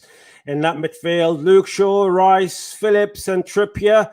Harry Kane up front, and just behind Harry Kane is Raheem Sterling and Bukayo Saka. The Germans on the attack on the right-hand side with Havertz, and been push and pull between him and Luke Shaw. And with the Germans, Neuer in goal, Ginter, Hummels, and Rudiger in defence. In midfield, Kimmich, Grosicka, Kroos and Gosens. Werner front, and just behind Werner is Havertz and Muller. We expected a lot from Harry Kane this tournament, and I personally did not expect anything from Havertz, but Havertz has been phenomenal this tournament, I have to say. With all that, people say he was a fluke for Chelsea. He probably was a bit to start with. And now Germans on the attack. And Kroos inside the penalty area. And trying to pass it to Gosens on the left-hand side. Trying to cross inside the English penalty area. And a shot from Havertz. And it's a fantastic save by Jordan Pickford. What a game. What a move by Germany. What a shot by Havertz from outside the penalty area. A powerful shot on the edge. And it's a great save by Jordan Pickford. We don't want to see that. We don't want to see shots given to Havertz like that. We don't want to see goals for Germany. But I'll tell you what, the Germans are on form this game. And this was very, very dangerous. It's a corner for Germany. Plays inside the 6 yard area. And intercepted by the English players. And Trippier hoofs it out. And what a chance for Germany. Kieran, That was terrible from England, letting someone like Havertz, that I was just mentioning just beforehand, how good he is this tournament, regardless comparing to what he was with Chelsea in the first half of the season. And his shot was brilliant, but Brentford's save was brilliant, but he should not have been given the chance to shoot from there. No, I don't know whether you could see me, but I'm not currently sat down because I've just been lying on the floor with how close that shot was. That's definitely dangerous. Germany are definitely looking vicious this second half. It's stupid defence again, giving them too much space and then letting them through a goal like that. It's definitely, oh my God, it's stressful watching England play. I don't know how I've still got a full head of hair after watching England play today. Oh, it's going to be a tough second half by the looks of it. We're only 5 minutes in. Germany are already definitely looking the stronger team for this second half. Thank you, Kieran. We'll come back to you shortly. Indeed, it has been 5 minutes gone in the second half. Still England 0, Germany 0. Well, it looks like the second half is same again from the Germans. They are controlling the game in general terms. It hasn't been a good start for England. And yes, it's still 0-0, but Havertz's shot was brilliant shot. And I tell you what, it needed all the flexes from Jordan Pickford to save that ball. And see in the replay twice and how good that shot was and how good Havertz been this tournament. And I've always been critical of the player. I've been critical of the player, especially in the first half of the season for playing for Chelsea. But this tournament, he has scored goals and he's always been involved with the players. And now forward for England to Kyle Walker. It was a bit good idea from Kieran Trippier going forward to Kyle Walker, but it was too much of Walker, and the Chelsea defender Rudiger cleared it for a throw-in for England on the right-hand side. There's a throw-in for England, Kyle Walker. And there's a few celebrities there. I don't remember his name, but I'm sure someone would know, one of the younger generations. And free throw-in for Kyle Walker. It looks like he's going to go for the long throw. Kyle Walker, we need everything now. Forward. And that was a very, very poor throw. Either his throw was heading to no one, or all the English players just weren't interested with the ball. Anyway, the ball was Rice to Saka on the left-hand side, to Sterling, in fact. Sterling trying to pass on one. He managed to take on one player just on the edge of the penalty area. On the left-hand side, inside the penalty area. Surrounded by 2-3 players, trying to pass to Harry Kane. But the Germans, again, the German machine in the back, they're doing their job. But again, goes back to England. Defensively, I'll say the Germans are on top. I think Rudiger, Ginter and Hummels have doing their job very, very well so far for Germany. The ball with Luke Shaw, the left-hand side, inside the German half. Harry Kane, pass it forward towards Raheem Sterling. The good move, good ball forward, but it was a bit too much for Raheem, and it was good cover by Ginter, the German defender. It's been very, very entertaining game, especially if you're a neutral. It's been very entertaining. If you're a German, you're hopeful. If you're English, I don't know. Give me a word, Kieran. If you're English, you're not hopeful at the moment, are you? Stressed. Absolutely. I think that is the best word to describe the English fans. Stress. And we don't want to see that. We want to see the England that won 5-1 in Munich. We want to see England who actually give it all in the game. And at the moment, we've seen some lazy balls. And we thought at half-time, Gareth Southgate might have said something to his players. And whatever he said made no difference at all in the first 7 minutes of the second half. And we want England to do more. As English fans, we want to do more. But we'll be mutual, of course. And we'll say the Germans are the better team. The Germans, with their efficiency, it looks like a very good German side all of a sudden, isn't it? Havertz on the right-hand side. Try to take on Declan Rice. Now, Rice and Phillips need to be careful. Both on a yellow. Ball with Goretzka to Kroos. It's been brilliant, Kroos, in this game. He's been everywhere, that man. Kimmich. Cross it inside the 6-yard area. And it was the header from defender, and still clear by England. Even the clearance, it looks dangerous by England at the moment. And there's a player down from England, and Germany is still playing. And still playing forward. And the ball goes to Muller. Havertz to Kimmich. Kimmich on the right-hand side. Back to Havertz on the right-hand side of the penalty area. Try to take on Sterling and trying to cross. But Sterling, good defending from Sterling. He's retrieving Sterling. And Harry Kane is still down and doesn't look good. And is that a good omen? Maybe we don't wish anyone any bad health, and we want him to carry on. But what we've seen of Kane, maybe a substitution is required. Yep, let's get him off. That's all I'm going to say now. He's gone down. It looked like he got hit in the face, but he's now did his knee instead. I think it's time for him to come off now. Let's get some fresh set of legs on. Let's try and push. Try and push for a goal here. It's certainly worrying times at the minute. 54 minutes in now and still goalless. It's definitely a stressful time to be an England fan, especially in a tournament like this and with the history that could be made today. Well, Harry Kane. Harry Kane is still on the ground and being treated, and it doesn't look good at the moment. Of course, we have seen Rashford warming up, and will be the obvious substitution if Harry Kane to leave the game. But at the moment, Harry Kane is not being substituted until It's only over till it's over. And if Harry Kane is to stay on, we need to see more of him. And all that destruction on Harry Kane doesn't work in his favour at all. He might even not able to continue this tournament, especially if England do get knocked out of this stage. We don't want to see that, but Harry Kane needs to do more. How can he do more? I don't know. But Harry Kane needs to get more involved, because going forward at the moment, England, especially in the second half, 10 minutes gone, still 0-0.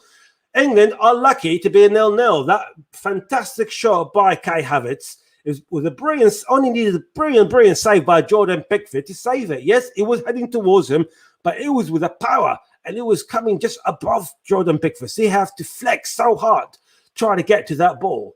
England need to do more. Harry Maguire with the ball. Harry Maguire is forward, and I don't know. I mean, Kieran mentioned earlier and that England are playing a defensive side, but even defensively, they're not doing that well at the moment.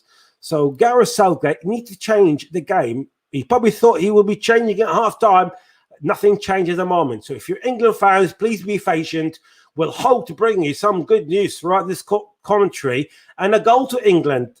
We don't want to get it to extra time. We don't want to get it definitely not to penalties, because we know our record is not good with penalties, especially against the Germans. I don't recall personally penalties. So often when I think of penalties against the Germans, I think of the missed kick of Southgate and Spears. No, Raheem Sterling down the centre, just on the edge of the penalty. I tried to take on one and again fails to take on any players. Now Germans again on the counter-attack, 2 against 2. Havertz and Werner against Maguire and Stones. 2, Tony Werner on the edge of the penalty area. Goes on to try to take on John Stones, and that is a fantastic defending by John Stones.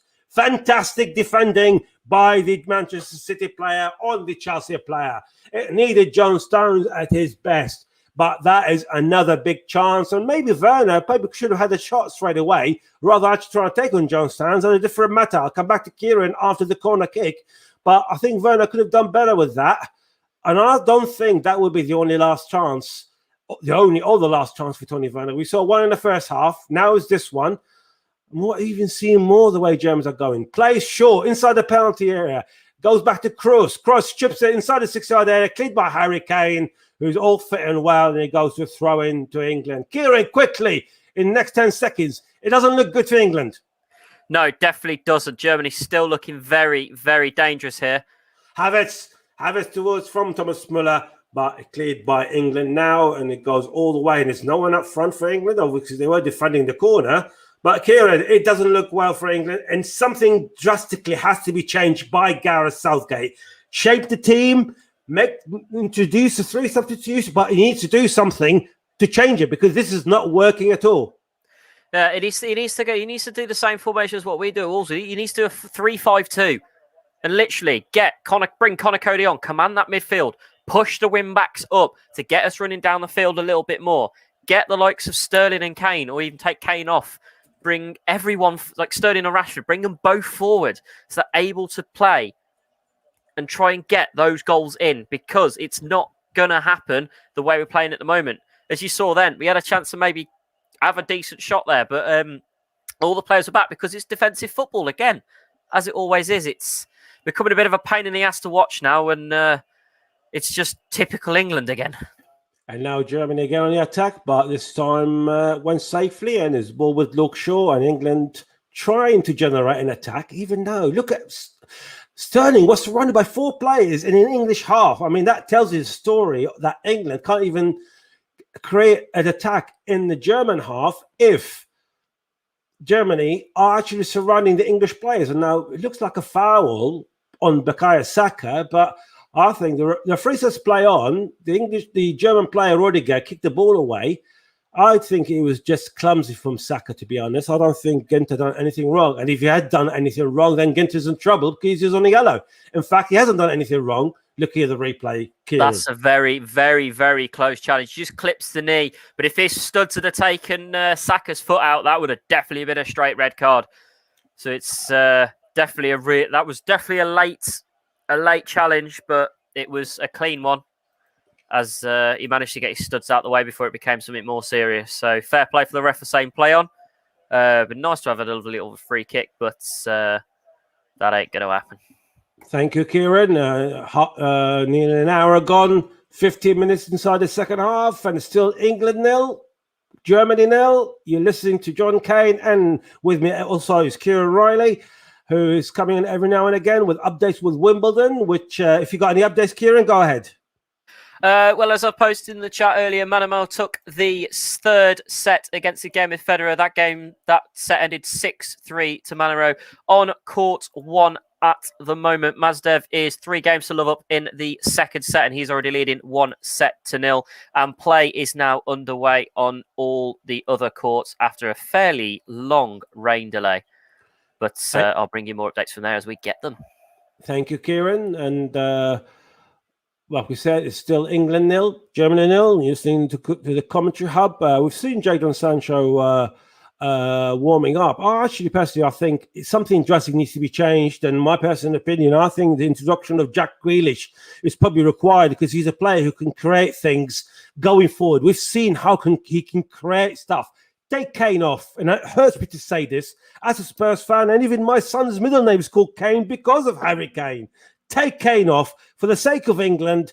Have Sterling go play a bit more out as an out-and-out striker, and get Grealish play forward and support Raheem Sterling. But what do I know is Gareth Southgate and his lack of his waistcoat is actually lack of performance for England at the moment. And Luke Shaw inside the German half. And look at Luke Shaw again, like surrounded. Look at the German players. They're all over the English players. It's not really a team. It's like watching England looking for and aiming for an extra time and penalties themselves. They're not really doing anything at the moment. Anyway, the ball, Calvin Phillips to Harry Kane. Harry Kane chips it to Declan Rice. Now England on attack. Bukayo Saka on the right-hand side. Can England change things a bit to Declan Rice? Trippier, cross it inside the penalty area, but it's a bit too hard to Raheem Sterling. But it goes to Calvin Phillips on the edge of the penalty area to Raheem Sterling on the left.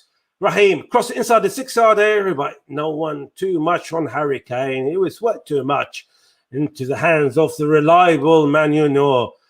We say the reliable Manuel Neuer, and he's actually very, very reliable keeper, one of the best in the world. But we've seen more of Jordan Pickford this game, Kieran, than we've seen Manu, haven't we? Yeah, we've definitely seen a little bit more Jordan Pickford managing to pull his finger out and pull off a few good saves, but definitely it's still a stressful time being an England fan right now. Hopefully, by the way this is going, maybe we can pit one in, but we definitely need to start pushing forward a lot more. And I agree with your statement about bringing Grealish on and taking Kane off. Kane really needs to come off. He's not performing well. Bring Grealish on. Yeah, I know he spends most of his time rolling around on the floor, but he's a good player for England, I must admit. He's rubbish for Villa, but I have to say that. But he's a decent player when he's playing for England. Just needs to learn to stay up off the floor. Thank you, Kieran. I'm sure these words about Grealish from Kieran has been echoed through all over the Wolverhampton Wanderers fans all over the world, and even Birmingham City, but not from the Villa fans. Anyway, the ball with Germany. Germans are in control again, and they have been in control and possession. And I'll come back to Kieran in a couple of minutes just to give me all stats regarding possession of the second half. And I'm sure that it probably will show, from what I can see, it's more Germans than actually English in possession. And we can see it even going forward, even controlling the ball. The Germans have been really, really good at the moment. And I can't see how England, with the same mentality of the first half, they can actually pass through that German defense or even that German midfield. And just to note that again, that England midfielders, the centres, Rice and Phillips, both on a yellow, so they need to be careful with all these attacks from the German side. 1 or 2 mistakes can lead to a red card, so they need to be careful. So maybe a substitution is required in that position as well. Ball to Havertz on the left-hand side of the penalty area. Havertz trying to take on Kieran Trippier. Havertz has been phenomenal this tournament. Backwards, down the centre to the Rudiger. Again to Havertz on the left-hand side. Good move to Werner. Werner cross it inside the 6-yard area, cleared by the English defenders. And now Raheem Sterling on the counter-attack. The pace of Raheem Sterling. But all of a sudden, you see 4 or 5 players, defenders, defending back for Germany. And it's easily Kroos stopped Raheem Sterling. And it's a foul as well for England. And maybe England can take a bit of a breather from this. A breather is required by England. We've seen very few counterattacks by England, but even the few counterattacks hasn't been good enough. It hasn't been good enough for England, and the way it's going at the moment, we said before the match, and even at halftime, we don't want extra time, we don't want penalties. At the moment, the way England are playing, we're probably hoping for extra time and penalties rather than we see our team lose and get knocked out in the first 90 minutes of this game. England are not playing well as it stands. Kieran, quickly, possession-wise in the second half, it's been all Germany, I'll take it. It's still 50-50 really. England with 47%, Germany with 53%. Germany with a few more shots the second half. It's coming up now 5 shots with 3 on target. England still with only 3 shots and 2 of them on target. Looking at their pass, probably more sorry, Kieran, but probably more productivity we've seen from the Germans for their positions, haven't we? Oh yeah, definitely. Yeah, it's definitely a lot more dangerous play coming from the Germans than England at the moment. But it's certainly it's still a close game to call. But I still don't want to say anything too soon. Thank you, Kieran. We'll come back to you at some stage. I don't know what else I can say about England, but change is needed and it should be imminent. We've seen Jadon Sancho warming up early on. We've seen Marcus Rashford warming up early on. We didn't see Jack Grealish, which is my tip, to change something in that game, regardless of what Wolverhampton's fans, including Kieran, will say. But I think he will be very good for England today. Try to change things. Fresh legs as well. We need someone who actually got pace, able to create things for England with fresh legs. But at the moment, it's all Germany. The possession, similar, like Kieran mentioned. However, the productivity of Germany has been much, much superior than England. And the ball again with Germany now. Pass it forward. And a cross towards Gosens. And it was straight in the hands of Jordan Pickford. We're going to see 2 subs shortly. It could be 1 German and 1 English. And I think Gareth Southgate has been listening to me because it looks like Jack Grealish is coming on in a minute. And also a German, very well-known German for the Arsenal fans mainly. Of course, Arsenal fans probably regret him leaving. That was Gnabry who was ready to come on as well, Kieran. So we're going to see probably 2 dangerous players, German and an Englishman. And that's the ball. We'll come back to you in a minute. It's the ball towards Saka, but it's too much on Saka again. That even the crosses forward, that's probably not the first time, probably the second or third time I can remember, that ball goes forward. And now we're going to see the substitutions. Kieran, with the substitutions, we're going to see Gnabry coming in for Timo Werner. I'll see who's actually coming off for England. And obviously, it looks like Jack Grealish is definitely coming on. But whoever's coming on for is a good introduction to see that creativity coming on. But as for the Germans, Gnabry, even though it looks like Raheem Sterling coming off, possibly, it was Bukayo Saka's coming off. I do pardon. Bukayo Saka is actually coming off. and Jack Grealish is coming on. And but I'll speak to the Germans quickly. Gnabry for Werner is going to cause more problems for England, aren't he? Yeah, I think it's definitely going to cause some problems here. But as you say, Grealish is coming on now, so hopefully we can get some decent run-ins now. But hopefully he stays off the floor. But as you say, he's definitely going to cause us some problems. But we'll definitely have to wait and see how this plays out. Get him on the pitch, get him kicking the ball, and we'll see what happens. Still a fair way to go until we hit extra time. So let's see what happens. But you never know.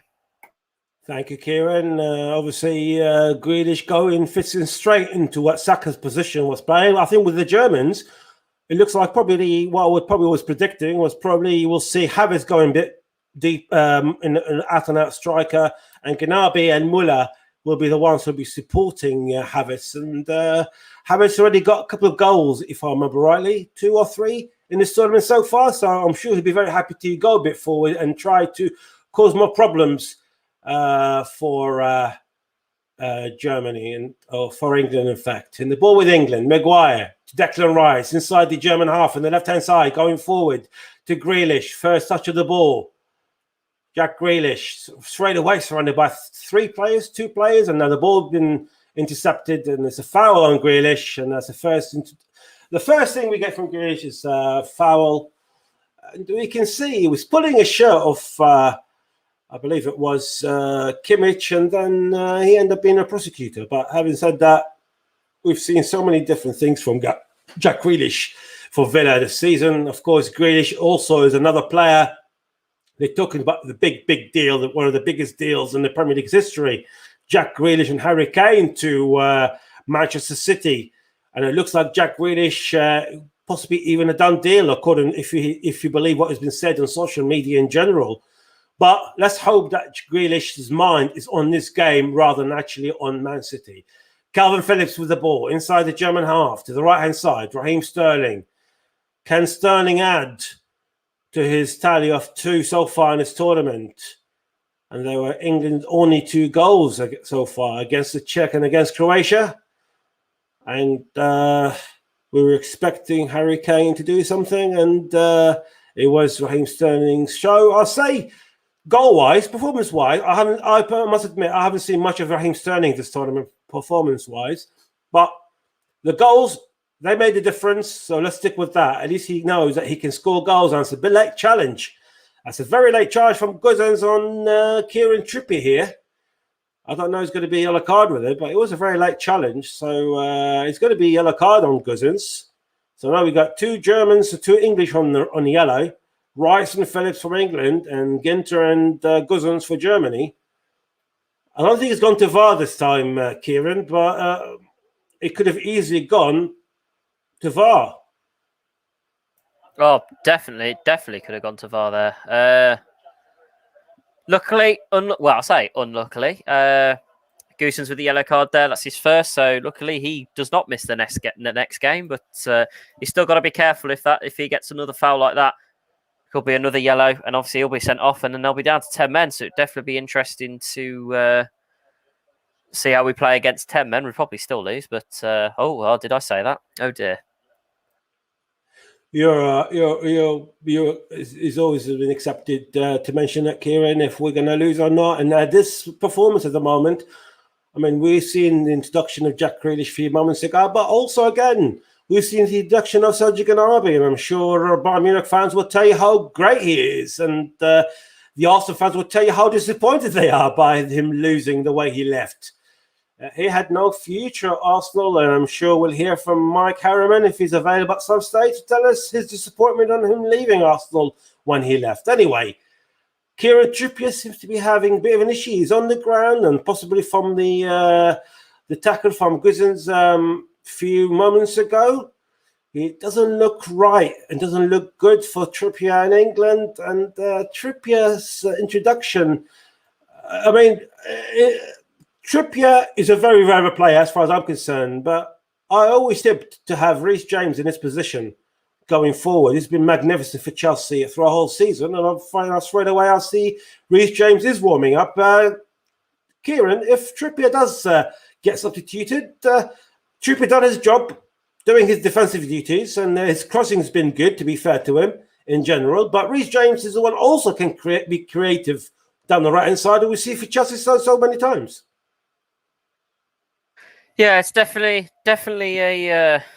It's not a worrying moment. It's not a worrying moment. What I'm trying to say for England, if Trippier does get substituted and replaced by James. Yeah, we're going to have to wait and see what's going through Southgate's mind. Trippier is obviously a decent player. Obviously, he knows when to get up and crack on. So it's definitely going to be one of them ones. We have to wait and see whether an injury will occur. But hopefully not. But like I said, it's England. You never know. And we've got about 15 minutes to go till full time. And at this stage, it will be going to extra time and even the penalties that we've all been treading. We are dreading, but like I said, with this English performance at the moment, hasn't been good enough. And maybe penalties will probably do England a hell of a good to go out, and penalties are actually losing in 90 minutes. But let's see what Grealish can do. Grealish with the ball, nearly lost it, but done well to keep the ball in possession. And now pass it on to Raheem Sterling. Raheem Sterling trying to go to the centre. Pass it forward to Harry Kane in the edge of penalty area. Again to Grealish. Grealish on the edge to Shaw. Shaw crossing inside 6. And it's a great goal by Raheem Sterling.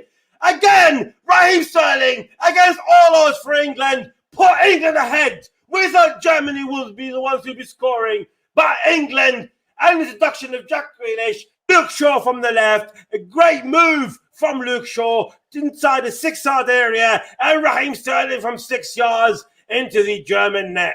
It's England 1, Germany 0, and it's against all odds, Kieran, but it doesn't really matter, does it? No, it does not. What absolutely fantastic goal.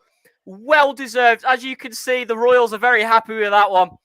It was absolutely fantastic build-up play. I'm just watching the replay again. Sterling with a lovely, cheeky little run through. Played for the Harry Kane, who is definitely onside there. If they play that offside, it's going to be annoying. Then straight to Grealish. Lovely chip in there. Straight to Sterling. Open goal for him. Fantastic play by England. I knew it was coming. It's coming home, boys. England 1, Germany 0. Come on, boys. It's a great goal. And it was a great introduction as well of Luke Shaw going forward into that in the way that he was progressing forward, managed to pass the ball to Raheem Sterling inside the 6-yard area. And like Kieran said, an open goal, and it's in.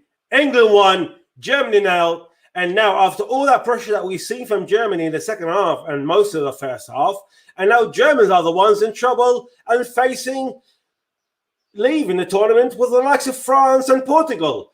But we don't care here. We want England to win. But now Germany on the attack. And there's a foul on the German player on the edge of the penalty area. And now Germany are having a dangerous free kick about a metre away down the centre of the penalty area, English penalty area. And it's another card. And this time it's for Harry Maguire. Late tackle from Harry Maguire.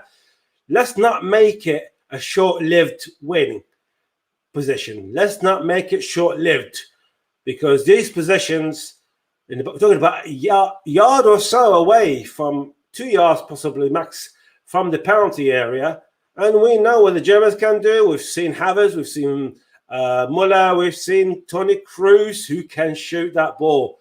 Toni Kroos is fantastic with his dead ball ability, but let's not make it short-lived. It's a dangerous free kick down the centre, ball towards the right-hand side. So it's anyone's ball. It suits a left-footed player. So but it looks like more of Kai Havertz, who's the one who probably more favourable to take the ball. Of course, he's got 2 goals under his belt. And a shot from Muller. It's a good shot, but it's a great block by England defence. It was a great block by that England wall. And it's by Raheem Sterling, and it's a throw-in to Germany. Kieran, it was against all odds because England burned the second best throughout the game in general, especially in the second half. But it's what you translate your chances, and England managed to do so. Just that. I know. Sorry, I'm still lost for words that we're a goal up after a beat. Obviously, they've heard me slating them off for them to go and do something like that. It's been a fantastic second half so far. What a fantastic play, and what a goal! It's I'm still lost for words with the goal at the moment, John. It's could it be our year? Could it be our year? We've still got to find out what happens in the Sweden-Ukraine game, see who we're going to be playing in that one. But I don't know what to think at the moment, Joe. I really don't. I would say let's not jinx it, Kieran. That's the only thing I would say. Of course, I don't think Kieran even born then. I don't know, 1992, if you were born or not. I remember England losing in the semi-final to Sweden in the Euros. Is it quarter-final or semi-final? I can't remember. Anyway, but I remember, or was it even the first round they lost to Sweden and they got knocked out. So I never underestimate Sweden, if they manage to beat Ukraine, of course.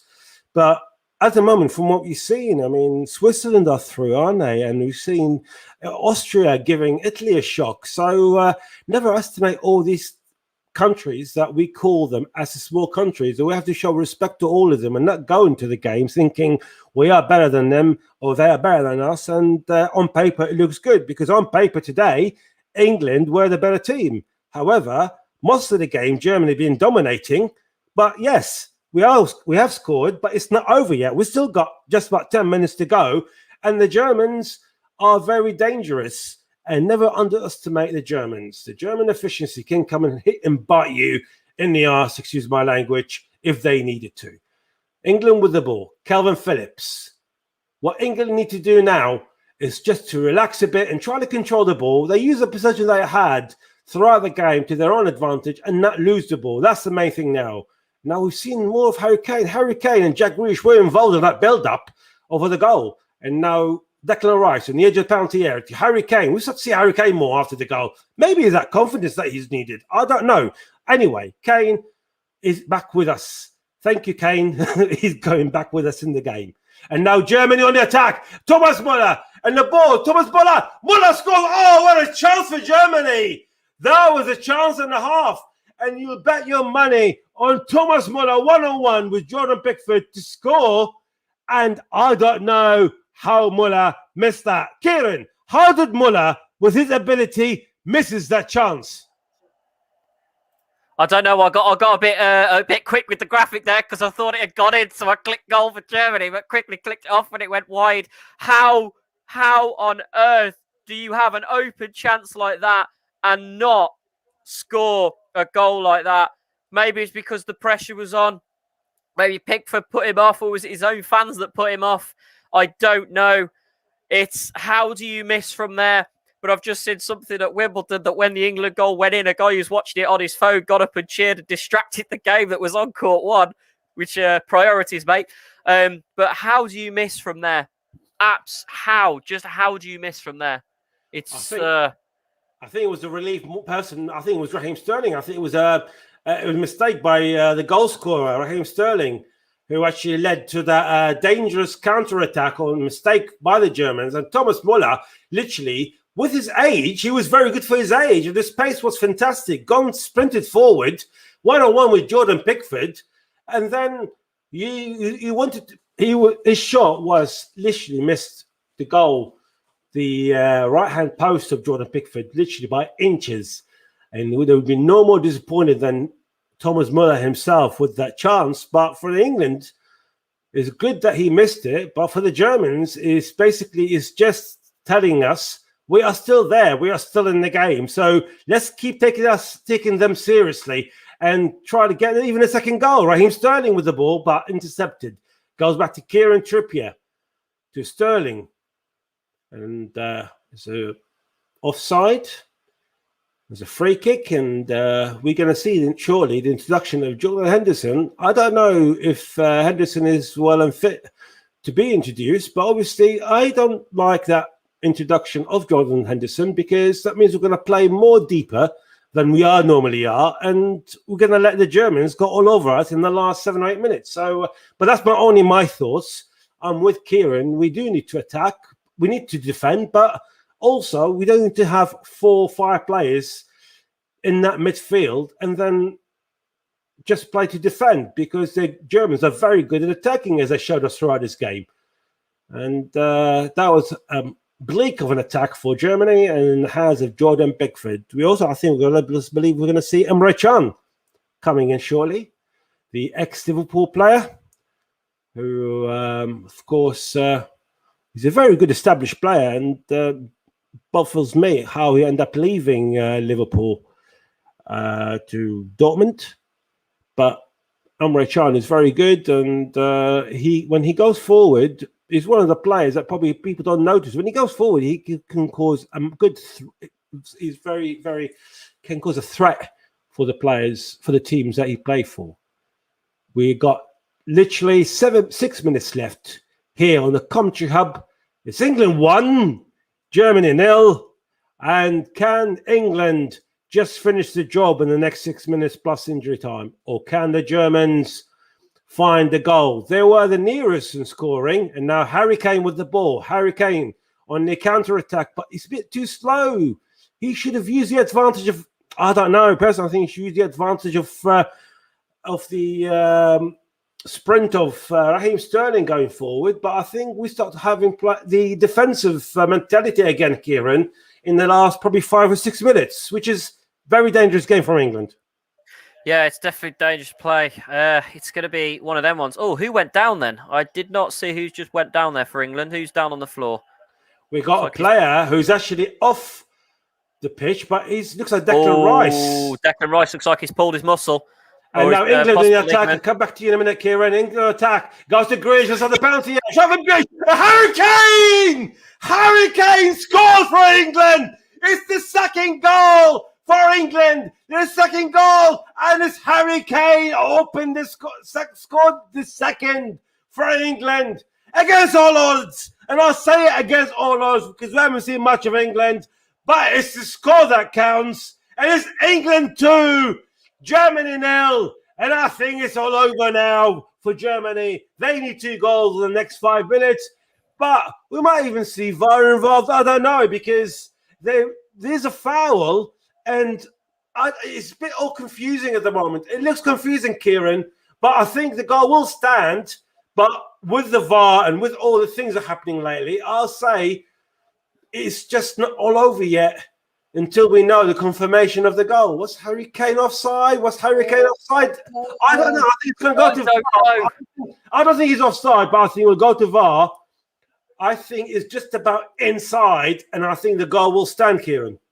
Yeah, I'm hoping that does stand. I apologise. I must have screamed too loudly, and I clicked leave studio because I got kicked out when we scored.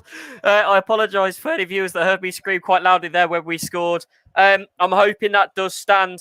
But that was absolutely fantastic link-up play there from Stones and Kane to drop that in. As you can see from the cameras, England fans jumping all over the seats to celebrate. Could this be, like I said before, could this be our year? 2 goals Germany now need to find in the next 4 minutes. There's definitely going to be a tough 5 minutes, but I think they're going to accept defeat. England 2, Germany 0. Wow. You could not write this script.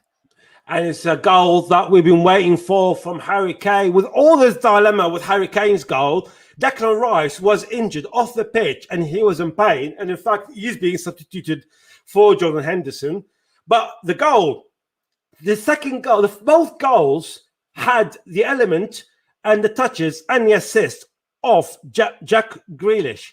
So the introduction of Jack Grealish has been so vital for England that now you probably would expect Jack Grealish to start the game on that performance from Jack Grealish at the moment, Kieran, because the first goal, he was in that build-up, and the second goal, it was his assist from the left-hand side inside the penalty area, short cross, Harry Kane's header from just on the edge of the 6 yards, bam, England 2, Germany 0. And we needed Harry Kane to score, didn't we, Kieran? Oh, yeah, definitely. That's now giving him the boost. And maybe we'll see some more from him. But he's definitely had a boost there. I'm now struggling. Well, I say I'm struggling for man of the match. I know exactly who my man of the match would be. But obviously, our commentary services one goes down to you, John. But yeah, definitely good link-up play. No penalty there, which I agree with. No, it was a bit of a push and shove between Sterling and Rudiger. I think it's just the physical ability of Rudiger knocked off Sterling down the floor. Anyway, we've got 2 minutes left plus injury time. 2 important minutes. Let's keep a clean sheet now. England are leading by 2 goals, and now we see the introduction of Leroy Sané instead of Gosens, I believe, and Ginter is off as well. So I'll give you the prediction in a minute, and Emre Can is on as well. So Can and Sané on for Ginter and Gosens. They're going all attack Germany. They've got nothing to lose. They have to go forward. Rudiger cross forward, well intercepted by John Stones, and the ball goes to Toni Kroos. Toni Kroos. It looks so promising for Germany. I must admit, if you're a German fan, you've been watching the game up to this point that England scored, Germany would have thought this is our game. But in the end of the day, it's not about possession. It's about translating these chances and the possession into goal. Germany failed with the chances they had in the first and the second half. Tony Werner, 1-on-1 with Jordan Pickford. And, of course, in the second half, it was... let's go with the attack. Sané trips it inside the 6-yard area, cleared by Maguire, and shot from Emre Gorzica, I believe. And it goes to a goal kick to England. Just under a minute gone. And I believe, was that me who's supposed to give you man of the match, Kieran? Yeah, it's definitely you to be giving you man of the match, but we'll wait till the end of the game because something else could happen, even though there's 10 seconds left plus injury time. We'll wait till the end of the game, indeed. And we are 5 seconds. I'm counting the seconds now on for the end of the game. 5 seconds plus injury time. We look at the replay. It was literally, there's no doubt, it was onside Harry Kane and the boost that he needed. And the joy in Harry Kane's face was magnificent. It was like a kid getting his best Christmas present ever. That's how happy he was, and rightly so.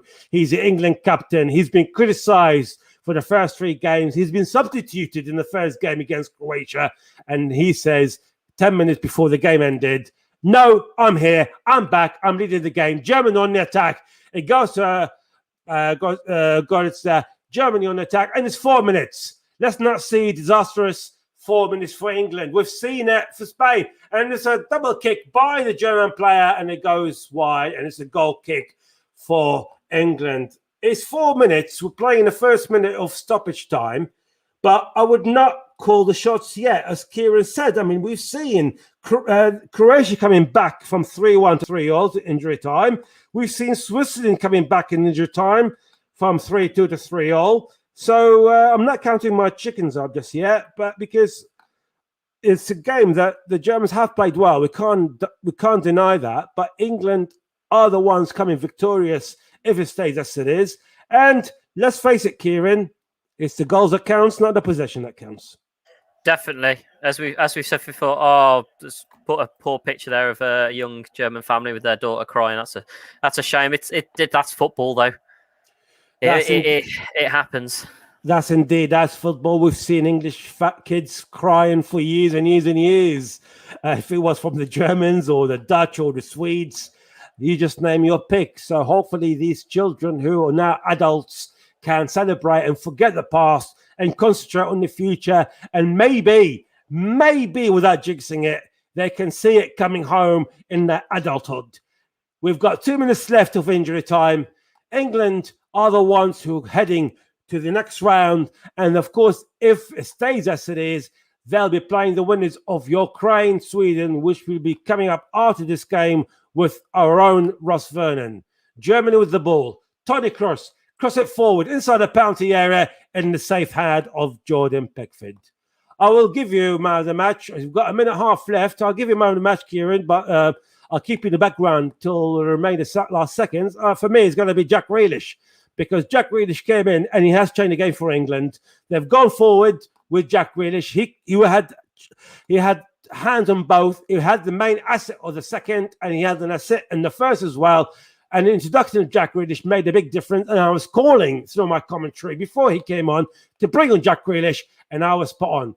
We've got a minute left of injury time, and it's a free kick right in the centre of the English half. Can we see Manuel Neuer going forward? He has to go forward now, surely. Is this going to be Joachim Löw's last game in charge? It looks like it. It's going to be the last game in charge for Germany, and it's going to be in the hands of the English. It's going to be a bit disappointing for Joachim Löw. Cross forward, cleared by Calvin Phillips. The ball still in the danger zone, and it's cleared by England by Jordan Henderson, and it's a throw in to Germany on the left-hand side. Half a minute left. Neuer inside the English fight. We expect him to go forward, cross it inside the penalty area. Cleared by Germany. Cleared by England, in fact. Goes to Rudiger. To Neuer. Neuer hoofs it forward. 15 seconds to go. Everyone's counting. The longest 10 seconds for any English fan. Sané clears it. The ball's going all over the place. Chan to cross. So much time is over. It says it's over. It looks like it's over. The ball's still inside the penalty area. And it is now. And England are through to the next round. Well done, England. It's not the joy to watch. It's not the joy to watch from England's performance, but it's the best performance England can hope for. Well done, England. And bad luck for Germany. Good luck next time for the next performance. But this is Joachim Löw's last game in charge ever as a German manager. Will say it was a great performance from Germany throughout Joachim Löw's career. But let's forget about that. We're bringing on JB. We're bringing on Kieran. We're going to bring on Ross Vernon shortly. It was a great game, scoreline-wise. Let's forget about the performance. What counts is the scoreline. It's England 2, Germany 0. JB, thank you for coming back. You taking over. I'll be in the background. And I'll tell you what, it was a game I'm glad I commentated for because we needed Jack Grealish to come in. I've been shouting for Jack Grealish to come in. And he was involved in the build-up in the first, and he created the second. And oh my God, the joy on Harry Kane's face, that was beautiful to watch. JB. Wow, thank you very much indeed to John Kane. A superb commentary exhibition, if ever I saw one, and a big game in its magnitude. But I've got something for the Germans out there. Jürgen Klinsmann, Michael Schumacher, Rudi Völler, Boris Becker, Angela Merkel. You boys took one hell of a beating. Angela Merkel, your boys took one hell of a beating. England are through to the quarterfinals of the European Championships. And this is what we wanted tonight. Yes, it wasn't vintage. Yes, it wasn't pretty. But we got the job done. And look at the joy on Harry Kane's face. This man had the weight of the world on his shoulders.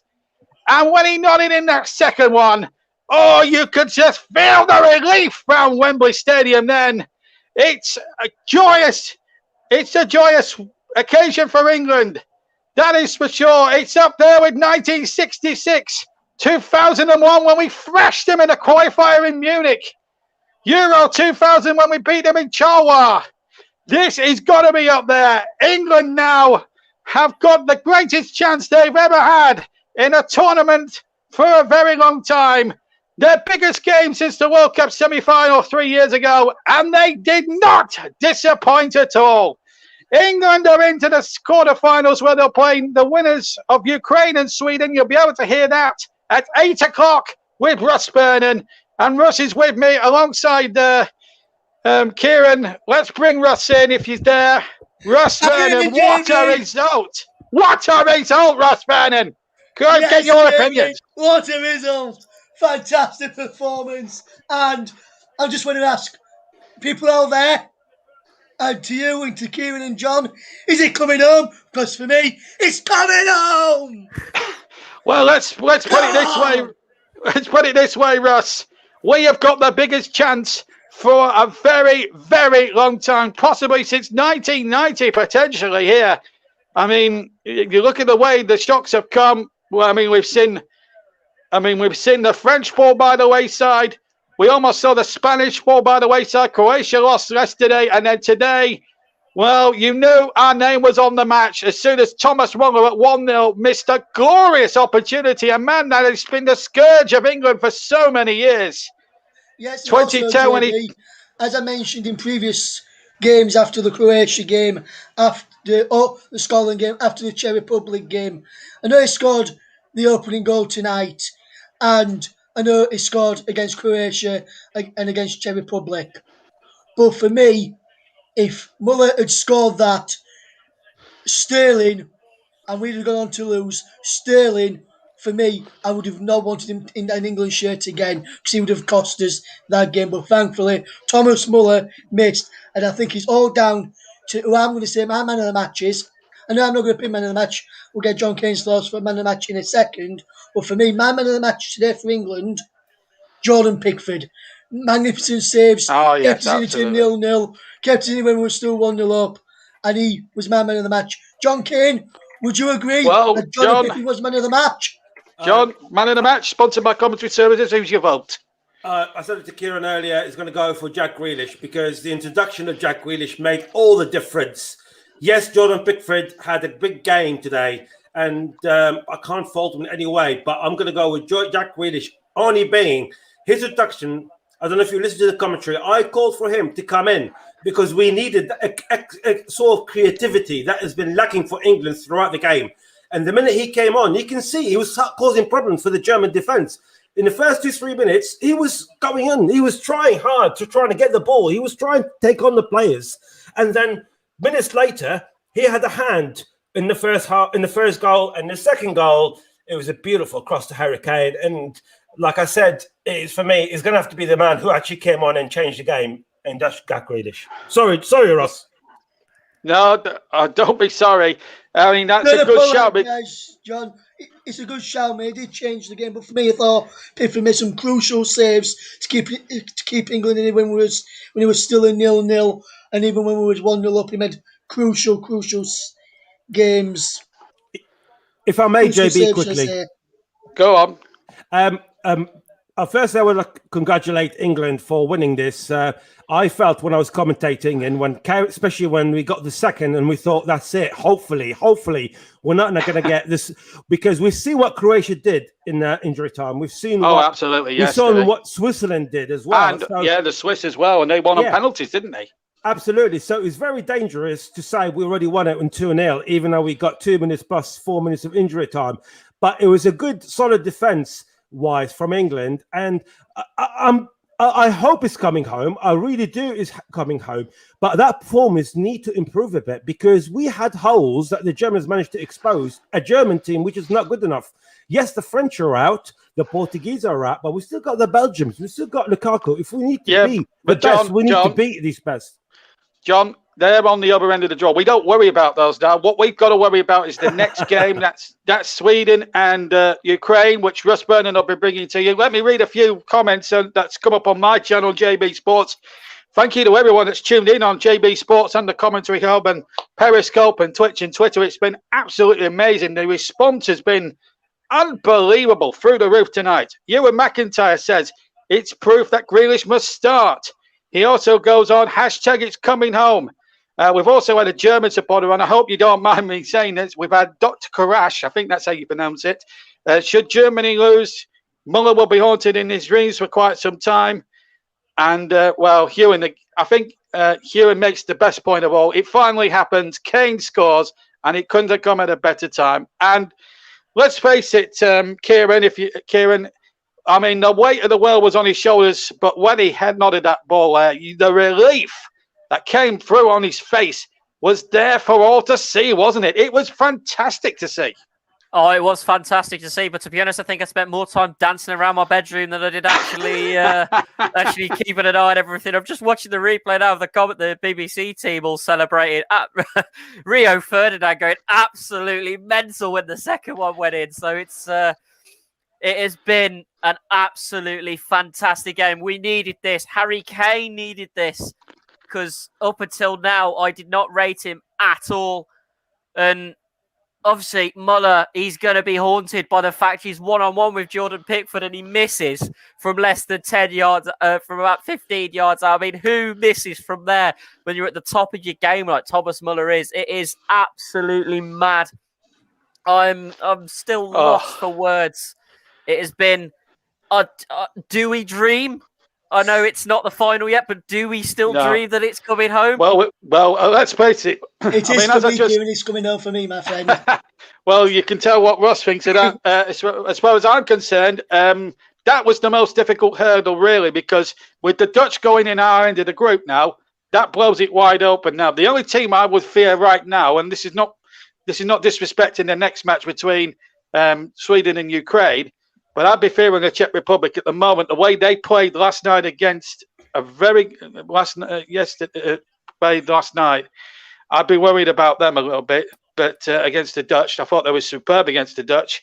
So they're the only team I would fear a little bit. But having said that, we beat them in the group games, so we have experience of beating them. But I'm now getting more confident. I wasn't confident after the 3 group games, but then again in 1966 we weren't exactly brilliant in the first 3 games either.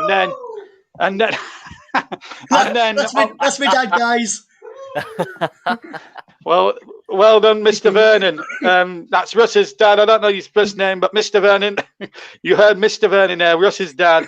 Apologies, I don't know his first name, but he's happy, he's jubilant, and I think we all are really. And we have to say, fantastic there. Great commentary from John Kane. I don't know what you guys thought about it at home, but I've absolutely enjoyed every single minute of it. I have now.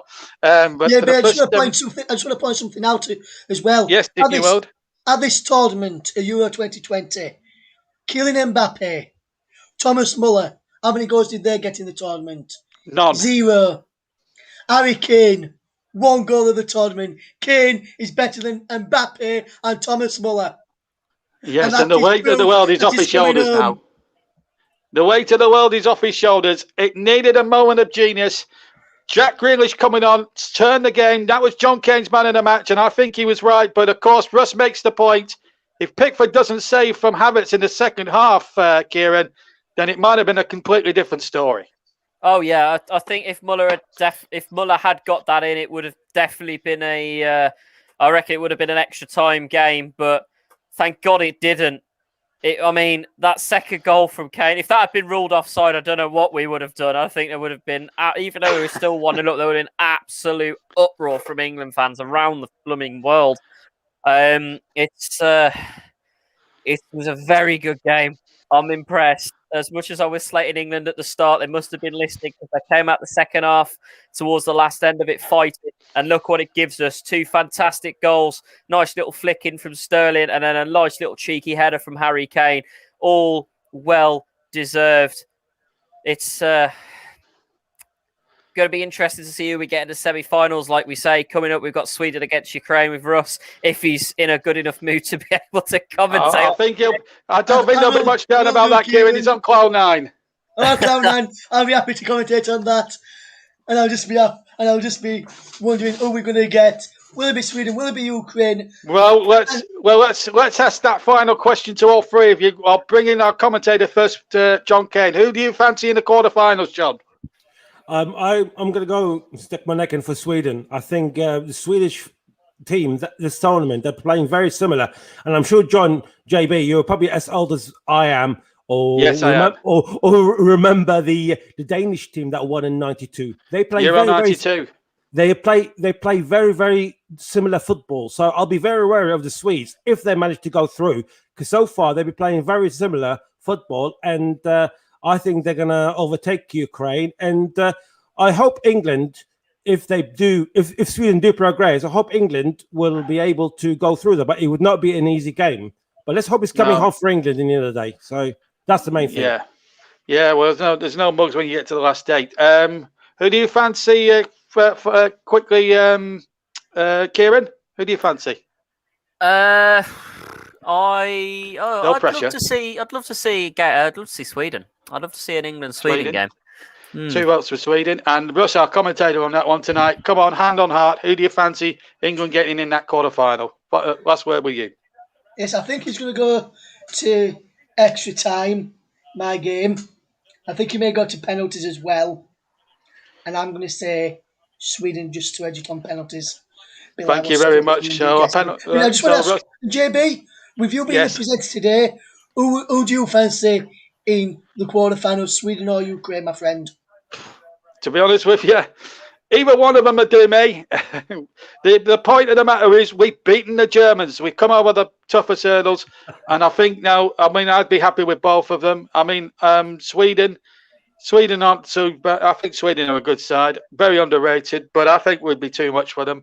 If we can play like we did tonight, then who knows? But that's it. I'm totally wiped out. Russ is going to have a quick lie down. He's thankful as well. He hasn't got no extra time because it would have interrupted his prep. He's now off to do the prep for the game between the Ukraine and Sweden. Again, you could hear live in about just over 40 minutes live here on the commentary hub with JB Sports and Periscope and Twitter and Twitch. I hope you can join Russ then for that. But and my big thanks, of course, to Russ himself, to John Kane, our top match commentator, and what a top job he did. And Kieran, of course, Kieran Riley alongside him, who was absolutely superb. But I just want to end with this line from the great Barry Davies. Where were on the Kane second goal? Where were the Germans? Well, quite frankly, who cares? Good night.